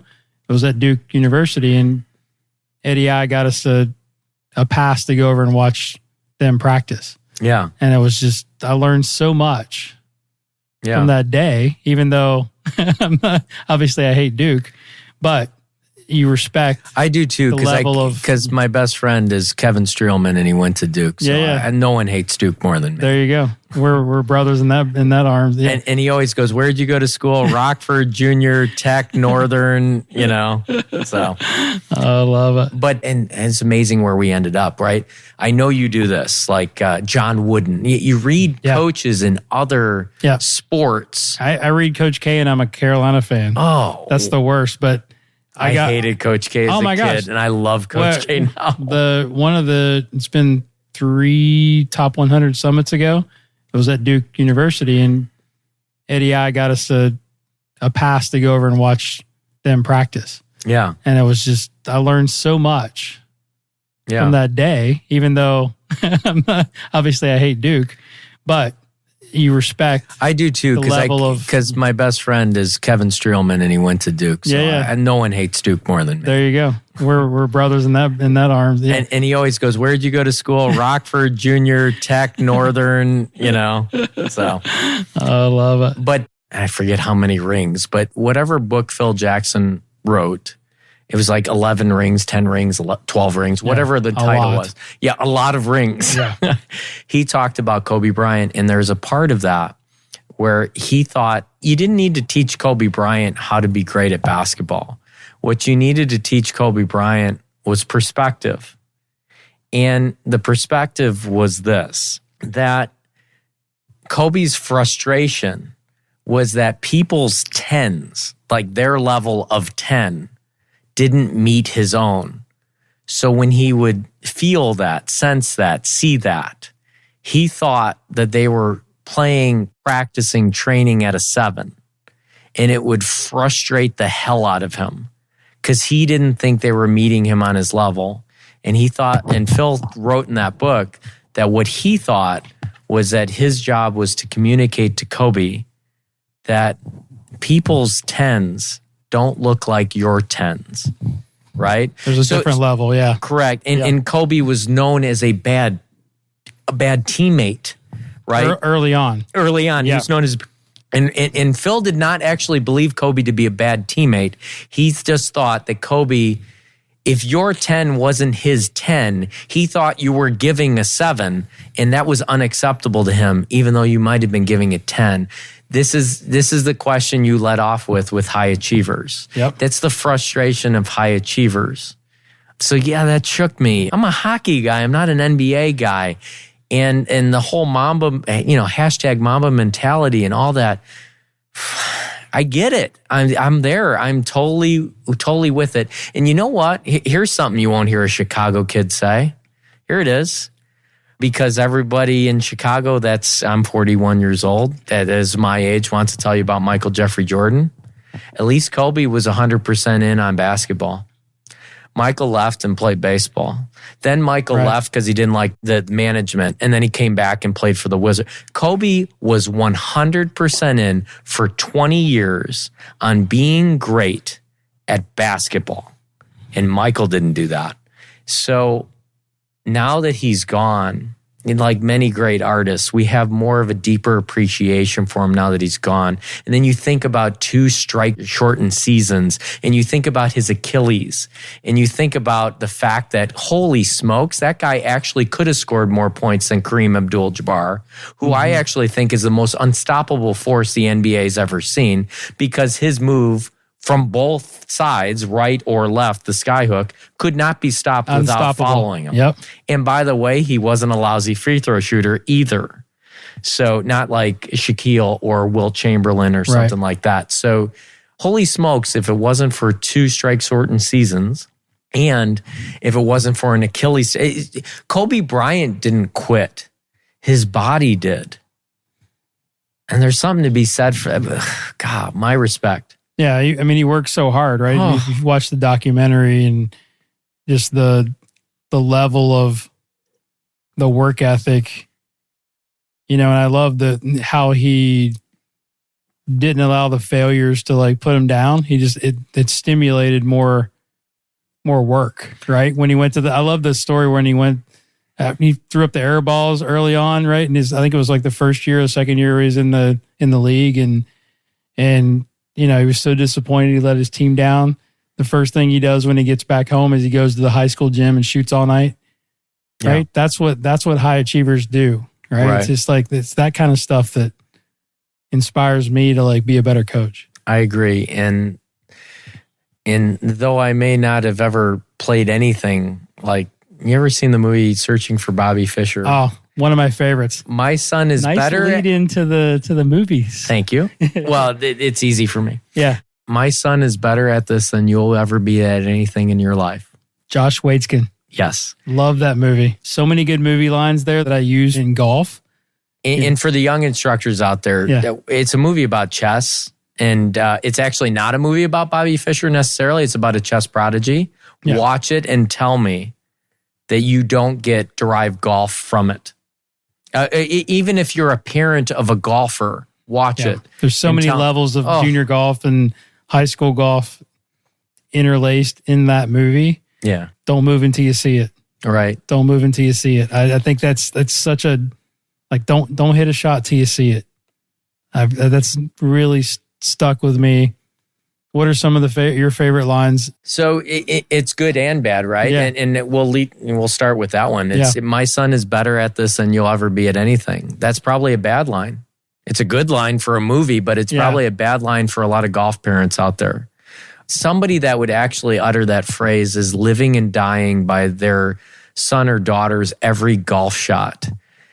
And they themselves typically weren't ever in that arena to hit that golf shot. And even if they were, if you are still living and dying by your son or daughter's golf shot, then ultimately that's your perceived past failures shined upon your children. And there's a great book called Don't Shoulda on Your Kids, right? And that's a shoulda right there. My son is better at this than you'll ever be at anything. Gosh, I love that movie because it's a parent that doesn't really know much about chess. So he's a new chess parent. He's just like a lot of people listening to this are new golf parents. And I tell this to coaches because mostly coaches listen to this pod. I tell them, I'm like, listen, if you think you're just coaching kids, you're mistaken. You're not coaching juniors. You're coaching parents too. Yes. Because they need your guidance. They really do. They are the sponsor. They are paying for it. But at the same time, I said this today at the speaking engagement. I go, is your job... So I hear this so much from instructors where it's like, yeah, I told him what to do, and then he went and hit balls with his dad, and his dad told him something else. And then I tell that instructor, I go, well, that's your fault. Right. And they go, what? No, the dad, he like gave him terrible advice. Yes, that's your fault. I mean, what are you talking about? Your job is to coach the father or grandfather or whoever it is to see their golf swing through your eyes. That's your job. Did you really think your job was for that son or daughter to not play golf with their parents? that's not very good. Like, and as I told you, that's something that I tell my sons. That's the best day of my life. So I'm sorry, I'm not going to like a coach that doesn't want my son. I have 3 boys at home that doesn't want my sons playing golf with me. Your job is to coach them, to meld them, to guide them, to see their swings, their course management, their decision making through your eyes. Trust me, they want your guidance too. But if left alone, it's going to be, unfortunately, the instruction that kid paid for, which was 0. You know? So I love that about Searching for Bobby Fischer. You have a new chess parent with a prodigy that doesn't know how to handle it, and then unfortunately makes all the mistakes. And then you got some street smart guy with Lawrence Fishburne. Yeah, he was great. Who is awesome in that movie. Yeah. And again, it's about searching for Bobby Fischer. There's really nothing about Bobby Fischer in it. There's some flashbacks about him, but it's really about raising a prodigy when you have no experience in the matter. But guess what? I've never seen prodigies raise prodigies. Typically, by and large, that's a good point. Parents discover that they have prodigies, not prodigies raising prodigies. You know. So, do you think positioning the characters in that movie, like the expert chess coach, how do you feel he handled Josh Waitzkin? Because it's almost look at him as almost like the expert coach. And he's dealing with a difficult father. And then Lawrence Fishburne's almost like the tour pro, the old savvy tour pro that he sort of leans on after he's like, you're too technical. You're too technical. You need to like lead with your gut. Right. And oh my gosh, there's a lot of layers. Oh, so the thing of it is sometimes we're too close to it. And you and I had a nice conversation in the other room about, I asked you a question about, I have 3 boys. You have 2 children. They both play golf. You have a daughter and you have a son. And your son is playing college golf on scholarship. Mm-hmm. And I think my question was similar to almost like, did you want to be a swing coach? Because I told you, because at this point I kind of don't want to be. Sure. And I'll grow into the role if needs be, and we had a nice conversation on that. And that's that movie that I think that father played chess. Yeah, but he wasn't a pro. Like it'd be different. Professional distance in the behavioral, and this from podcast number 1, right? Part 1. Yeah. Professional distance is something that you learn in the behavioral sciences. And it's so easy when it's not your relative, right? And it's so difficult when it is. Yeah, no doubt. Because they got the goods on you and you got the goods on them. And who's going to use it first? And you live with them. Oh, it's something. Yeah. I mean, we can dig into that. But I mean, absolutely. I think I want to talk about some of the movies that have influenced us because I think it's, I love movies. Yeah. It's, you may be the one person that I've ever met that knows more movie lines than me. You're not the first person that says that, but honestly, it's mostly like Zoolander.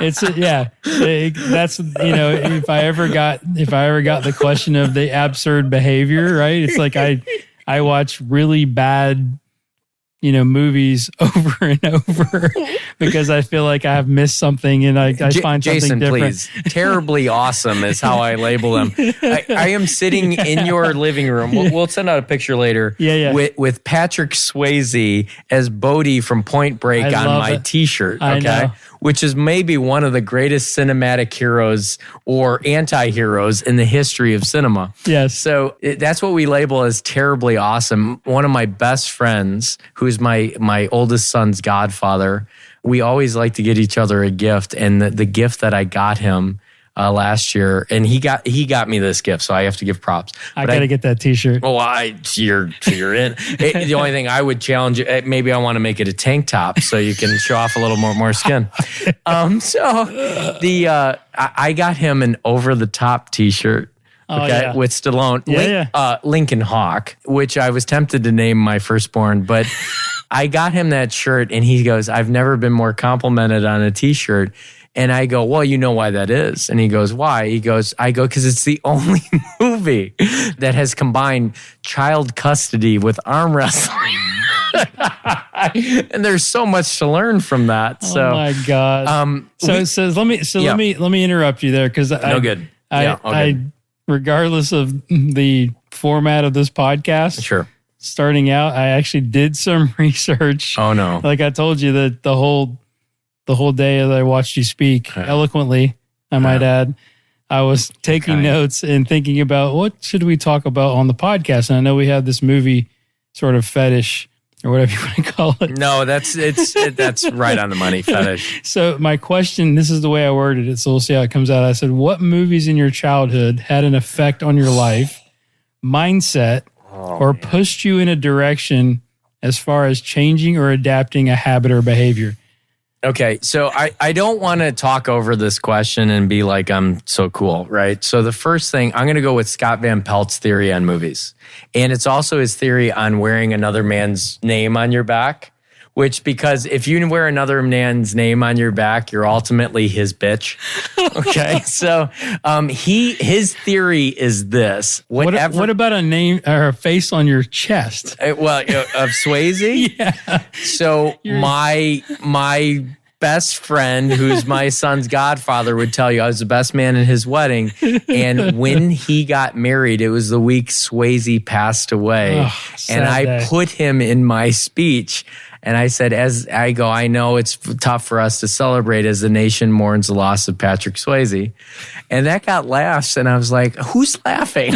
I'm like, Roadhouse is like one of the greatest movies ever. For about 50 minutes, it is. Paint don't hurt. And then it had no idea how to end. So I'm going to go with Scott Van Pelt first. And for those that don't know SVP says this. He goes, whatever athlete was your favorite or movie was your favorite when you were like 12 or 13 years old, it's your favorite athlete and it's your favorite movie. So I'm going to say that first. And this has no bearing on anything you just asked me that was coming of age. Okay, so favorite athlete at 13 was definitely Michael Jeffrey Jordan. There was no question about that. There was other ones too. Wayne Gretzky, Bo Jackson, who his son worked for me, and I've played a ton of golf with Bo Jackson. I don't get starstruck very often, but I was that very first round. And me hitting it by Bo Jackson, who has much more club head speed than me, his line to me was, how does a little skinny white boy like you hit the ball so far? Right? And I told him without missing a beat, because I'm a tremendous athlete. The greatest athlete I've ever met. Ever. That's classic. Yeah. I played at... The irony is so thick. Well, I played junior college. I mean, and I rode the bench in other sports. So... Yeah. That's what I told him. Anyways, so if we go with SVP's theory on this, Michael Jeffrey Jordan is my favorite athlete, and my favorite movie would be actually the movie Ghostbusters. When I was 13 years old, I rewatched that a million times. I am such an 80s kid. It's ridiculous. Big fan of the 80s. We can go deep in the 80s. Oh, God. And cool. Retro video games. I mean, and it's not just Ghostbusters, Indiana Jones, Star Wars, Back to the Future, Goonies, The Princess Bride. All of these movies, they do this thing on Netflix called The Movies That Made Us, right? Weird Science? Weird 16 Candles, perhaps. So Streelman and I out 80s, on tour, anytime I was driving, we'd be like, give me the keys. We would shout that from across. He doesn't even have his license, Lisa. He doesn't even have his license, Lisa. You're like, can we dance with your dates? So Weird Science is just an enormous movie for us. There you go. Vacation with Chevy and Fletch. We talked about Fletch We talked about Fletcher. I quoted Fletch lives. Yay, in one of your speeches. Why in the world people think Fletch lives as Caddyshack 6'5" with the afro. Nice briefcase. Couldn't guess your weight. There's just so many lines. The ultimate one-liner movie of all time is Fletch. Like so good. Mr. Babar bar. Is that 1B or 2? Oh, it's 1B. B-A-B-A-R. That's 2. Oh, I thought you meant right next to each other. That's what I thought you meant. Can I borrow your towel? I just hit a water buffalo. Right. Yeah. Isn't there a children's book about a elephant named Babar? I don't know. I don't have any children. No, books about elephants. It's phenomenal. Yeah. But anyways, so to get back to the question, movies the coming of age movies. All right. So I'll get a little deeper than what I just named. Let's go. All right. Hoosiers. Hoosiers. Massive. The locker room speech. Unbelievable. You don't... Maybe I didn't hear this enough when I was a kid, and certainly my sons do, and they roll their eyes, and I like that they roll their eyes. And I like that my juniors in my USA Junior program roll their eyes when I tell them I love them. And it's from the movie Hoosiers. He goes, guys, I love you. Yeah. Right? Simple, but so powerful. When they measure the basketball court at the end, just to let them know that, there's more people sitting in these stands, but it's the same game. The story from the PGA Tour would be the first Masters I ever coached in, and I'm not a good actor, but I was trying to be, and we got 2 kids from Wheaton, Illinois, who were on Golf's grandest stage, and Kevin's there. And Kevin's played in Masters before I ever helped him, Kevin Streelman. Mm-hmm. And he looks at me and he goes, so what do you think? You know? and I'm making a face right now. Because he gets it, right? Yeah, he's like, so what do you think? How big it is for a coach. Right. And I go...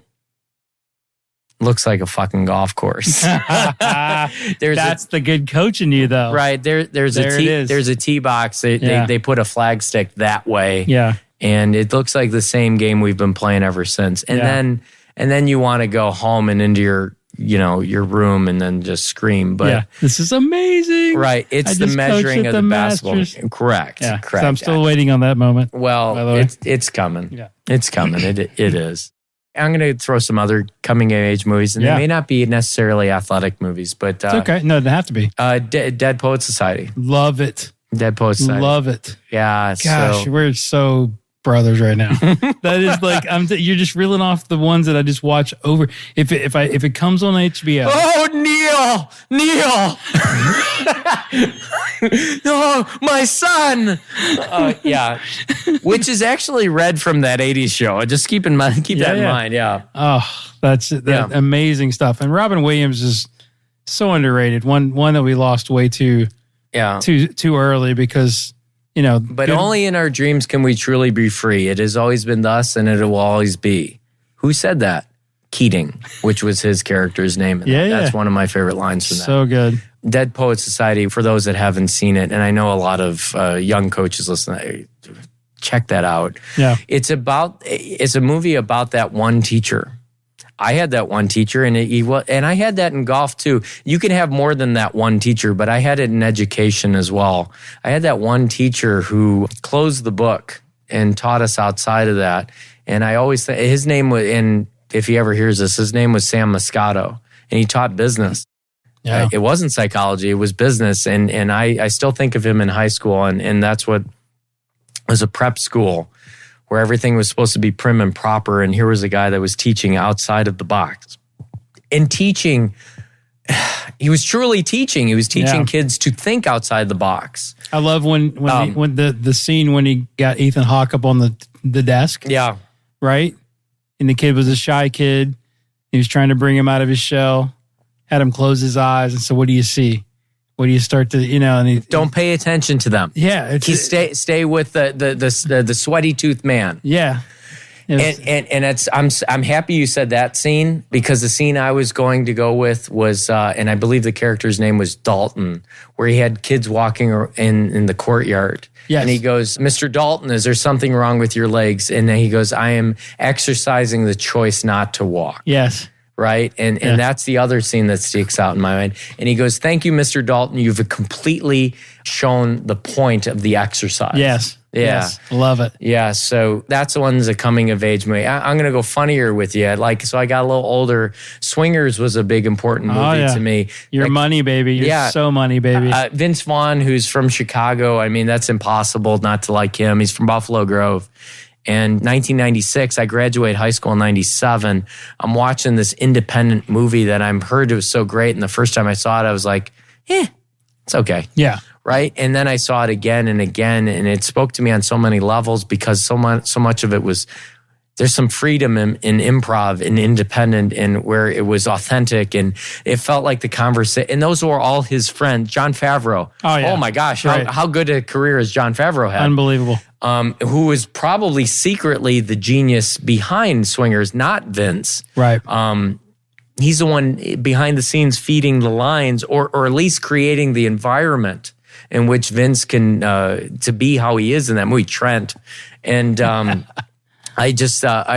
was a big, because there was guys out of college trying to make their career and I was going into college. It's always somebody that's a little bit older than me. It's the Chase, it's the McConaughey thing all over again. So that would be another coming of age movie. You know, things that, there's so many movies that inspire me. And I always say that your favorite movie is not necessarily, I mean, the greatest movies of all time are The Godfather and The Godfather 2. And Godfather 2 might be better than 1. But at the same time, your favorite movie is the one you rewatch the most. Yes. So Shawshank Redemption and something like that. It's the ones that you could go, oh, that's that scene. All right, I'm in. Right? Yeah. And you watch until its completion. Those are, to go with the SVP from the beginning, those are actually your favorite movies. The ones that you've seen 100 times, not the ones that you were happy you saw once. Yeah. You know? So. And I think it's identifying the now and your favorite actors and then going back. That's the fun thing for me. Like School Ties. Remember that? Like you look at the amount of acting talent, the Matt Damon, the Affleck, Ben Affleck, Brendan Fraser. Yeah, unbelievable, right? Like you just look at those types, and I think those are the ones that I tend to gravitate towards as well. Totally. Yeah, I mean, obviously, Good Will Hunting, I mentioned earlier, is one of my all-time faves. It's not your fault. It's not your fault. Not your fault. So it's impossible with my background to watch Good Will Hunting and not go there, right? So here's a guy, Robin Williams is playing, and my undergrad is in the behavioral sciences, and you're watching, and you asked me about this on the first podcast. I was a respite worker for the DuPage Board of Health. So I was working with abused children. I was working with mentally ill children. And you watch a movie like that. And I'm going to be honest, most movies that try to touch on that are really weak. Sure. And that movie kind of hit close to the... I think that was relevant to what actually happens. Aside from him being a prodigy. Yeah. Like you don't see that very often, but there's so many layers to that movie with his friend circle, and those gorillas wouldn't hesitate to take a bat to your head if he asked it. Right. Yeah. Why do you think they do that? Right. Right. Why do you think they do that? You know? And he's pushing, like he the professor is almost the junior golf parent, pushing the kid to play tournaments or pushing him in a direction he doesn't want to go. And he just wants to find who he is. Right. And he finally... Everybody else has expectations for him. Yes. As this prodigy. Yeah. Just because he has this certain skill. Right. But maybe doesn't have the passion to follow through with whatever they think he needs to be doing. My buddies and I talk about Good Will Hunting all the time. Oh my gosh. I thought that was the best movie that came out in 97. No offense to As Good as It Gets and Titanic. And actually, I love me some Leo now, but I probably didn't then. I was. Did you see the new Tarantino movie? Oh God! Once Upon a Time in Hollywood. Well, that's why I grew my hair out to be like Pitt. But oh God, what an awesome movie, right? And I was shocked that Pitt didn't have an Oscar. Fight Club would be another monumental movie in my upbringing. And that one didn't take some time. You know how I told you where I was, some movies I was like, and then I went back to it. No, Fight Club spoke to me from the beginning. I was going to say that I got it. Yeah. Yeah, That one is so cuts deep early. You've heard the backstory on that, where he's him, Norton, and Fincher, the director. Okay. He said it was the only movie he didn't give a shit about how it did. And that was Pitt talking. He said actually he went to the screening and he was probably baked out of his mind at that point. And he said, I don't care. He goes, because this is probably the best thing I'll ever do. And as awesome as Pitt is, my 8-year-old is named Tristan, by the way, which is from Legends of the Fall. Oh, and that's there's another one. There's a discussion. That's right one there. I've watched for about 150 times. I have a story on that. Cool. But, so golly, you're going so deep on me right now. So that's great. So the movie Seven was awesome, right? Yeah.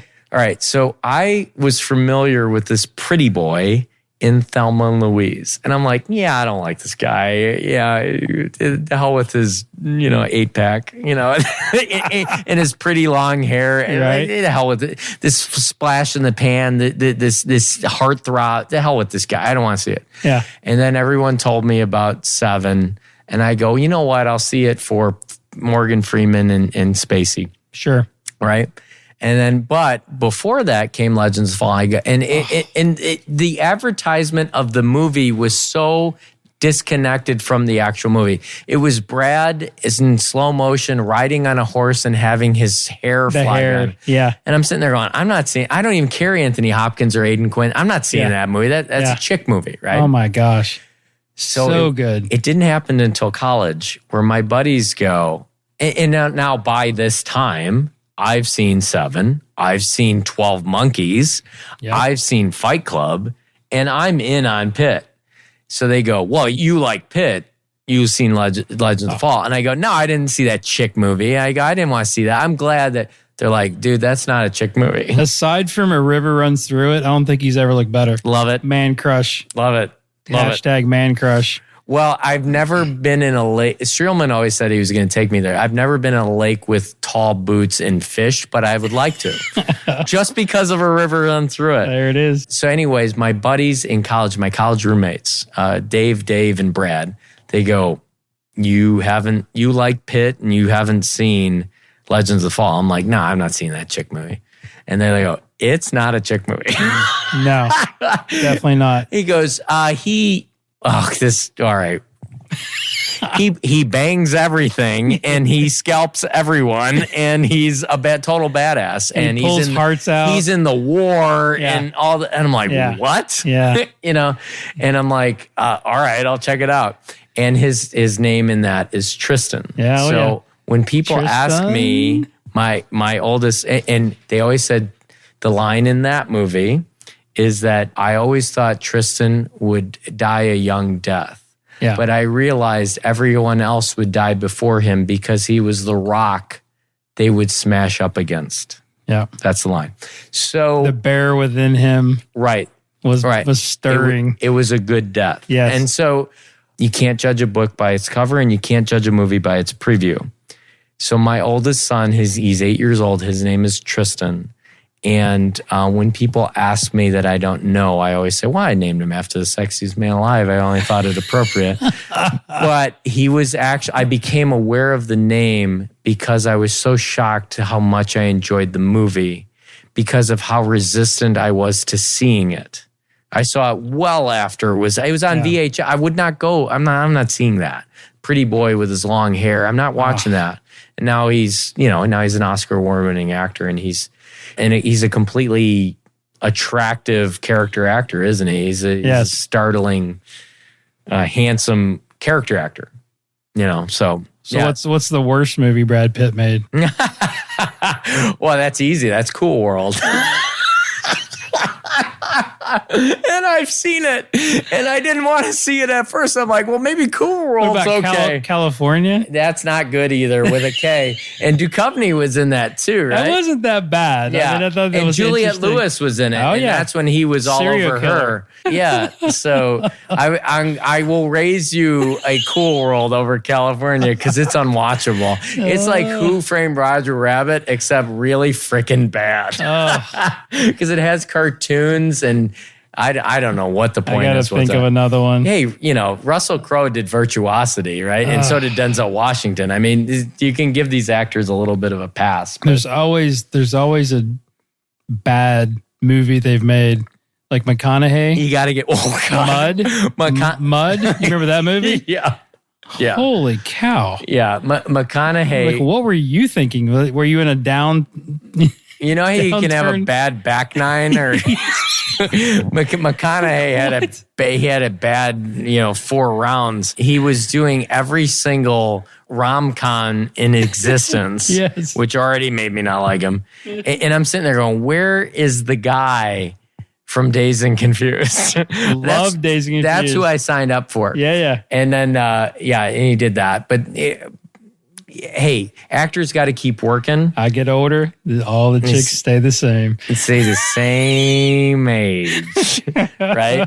And then one of the best movies of recent memory. He's a few years old now. And the funniest thing is, Kevin was out at the golf course where Leo was on ludes and went down the steps as Wolf of Wall Street. And Yes.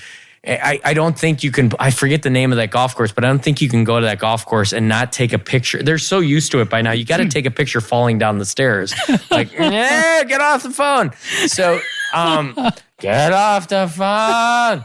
So anyways, but Mark Hannon, who is McConaughey's character in that, if you ever want to get, and you speak as much as I do, if not more at these engagements, I'm always... Yeah, there you go. It's like if you want to get psyched up to go talk in front of a room, just watch that scene with Mark Hannon or Matthew McConaughey. Yeah, the lunch scene. Yeah, I'm gonna. Here's how it's going to work, okay? And you're going to give us 2 absolute martinis in exactly 7.5 minutes. You're going to bring us 2 more. And then you're going to bring us 2 more after that every 5 minutes until one of us passes the fuck out, right? Yes. And the guy's like, excellent plan, sir. So, that's Wolf of Wall Street is... I think I said this on the first podcast. Some advice that I was given: if you'd like to make some money, don't hang out with too many people that don't have any. You watch movies like, if you want to get psyched up to get in the right frame of mind, watch movies like Wolf of Wall Street. Watch movies like Wall Street. Watch movies like Boiler Room. Oh, there we go. Let's go deep into that. Damn right. Vin Diesel. I actually thought that's Vin Diesel's best work. I think it was Ben Affleck's best. He's in it 5 minutes. He's in 5 minutes is the greatest He's scene on ever. fire. Yeah. He is on fire in that movie. I like Giovanni Ribisi. And then shout out to Nicky Katt. There you go. Who's an actor who never quite... He's not in the stratosphere with most people. Dazed and Confused. But Nicky Katt's awesome. Fight scene. Right. At the keg party. It's a quote Boiler Room. I got Boiler Room is great. I got a bankroll that can choke a hippo. It's like, and I can't say some of the other lines because even I won't do that in front of slinging them. crack rock or you got a wicked jump shot. You either slinging crack rock or it's like Biggie said, right? Slinging crack rock or got a wicked jump shot. So I did the white guy version of having a wicked jump shot, and I became a stockbroker. I love it. Boom. Oh. Love that movie. So good. Yeah, I really think that's a trilogy in itself, right? Wall Street, Sheen, and Ribisi. Gordon Gekko, and then Ribisi, and then you got obviously Leo. Yeah, who's the guy that played Greg, the boss? Oh, he could sell ISO Eskimo. What was that guy? Played in That Thing You Do. One of my all-time little weird favorite movies. You seen that one? The One Hit Wonders. Yeah, is that what's his name? What was his name? It's like Jamie something or another. He was also in Boiler Room, but but he's the boss, right? Yeah. He's Greg, right? He was like the guy. He only had a very small part, but right. So all my college buddies, we used to always, because Boiler Room came out when I was in college, and that was our Wall Street. And though I loved Wall Street, well, they're the scene with them sitting in the house where it was $1 million house, no furniture, a tanning bed, a couch. When did he move in? 6 months ago. Yeah. It's like, because he didn't have any furniture. He hadn't figured out how to spend his money yet. And they're all reciting Wall Street. If nothing else, and by the way, if you're listening to this, and I don't know how this will be edited, but if you're listening to this and you're so not into movies, you've already tuned us out. So the hell with you. I don't care. But if you are into movies and you're a young instructor, because you always ask that question, watch the scene. Just YouTube it if you don't even want to watch the movie. Act as if. Yeah. Act as if. Act as if. Act as if you're the vice president of this effing firm. Act as if you have a 10-inch you know what. Act as if, right? And I got to be honest with you, no one can tell the difference. So I'm not telling you to lie. I'm not telling you to be disingenuous. I'm not telling you to be not authentic. But at the same time, act as if. Because if you act as if for long enough, one, you'll start believing it, and two, so will everybody else. And they'll probably believe it before you do, as if you're good enough at it. So, absolutely. Yeah. Love that. I love that scene. When you're making their effing Lexus payments. Right. Here's my, I have a ridiculous house in the South Fort. What's up? I don't know what your guys' situation is, and I don't care. You can wear better suits, right? Yeah. If you think that the money doesn't buy you happiness, look at the fucking smile on my face. Ear to ear, baby. Totally. Oh my God, that's too much. Yeah, and that was one of the few posters in my room. I mean, Heidi Klum and Brooke Burke need a nod there, but in my college apartment, Boiler Room was definitely up on the walls. That's a movie about a high achiever. Wolf of Wall Street, despite the debauchery, is a movie about a high achiever. That's right. Yeah, so, I mean, if you can't, one, get pumped up about it, and two, laugh at the parts that you're supposed to laugh at. You know what bothers the hell out of me? I didn't hear Scorsese say this, but I heard Leo apologize where he says, I'm not condoning this behavior. It's like, dude, there's movies about murderers. Like, I don't remember Anthony Hopkins in Silence of the Lambs going, by the way, I'm not condoning eating people. But Leo came out and said, I'm not condoning this behavior of midget tossing and all this kind of stuff. Like, dude, don't tell me that. And this is like Tiger why did Tiger apologize to me on air? He doesn't owe me an apology. For beating me about 12. Right. Tiger's relationship with me has been that he won the U.S. Open by 15. He doesn't need to apologize. In fact, I'd like to thank him because I watched, right? He doesn't need to apologize to me for any discretions. And that's not making any friends. And my wife still hates him for this day. And you know what? I'm not going to change her opinion, nor am I going to try to. But just my opinion, Tiger did not need to apologize to me, and nor did Leo need to apologize to remind everybody that he doesn't condone this kind of behavior. That's the kind of stuff that bothers. It's a movie. Yeah. And it's actually based on a real guy's life. That guy could apologize. I'm not listening to that guy either, but Jordan Belfort. But at the same time, that's the kind of stuff that maybe rubs me the wrong way. You know, I get it. Yeah. All right. So I've got a couple other format questions. Cool. That we can ponder. Cool. 5 things, and this is something you can think about too. Again, this would be like a preparatory deal. Okay. We can edit this out. 5 things. You say that, but I don't remember you editing shit. Yeah, I don't edit much.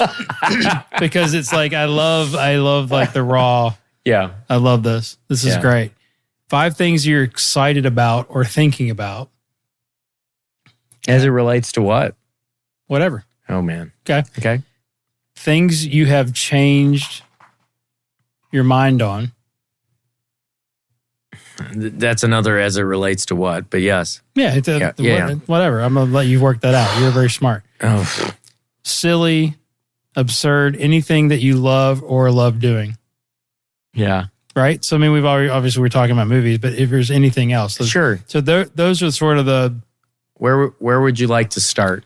And I want you a part of this. I'm not going down here alone. I mean, if I'm going to incriminate myself, you're coming with it. We need more wine.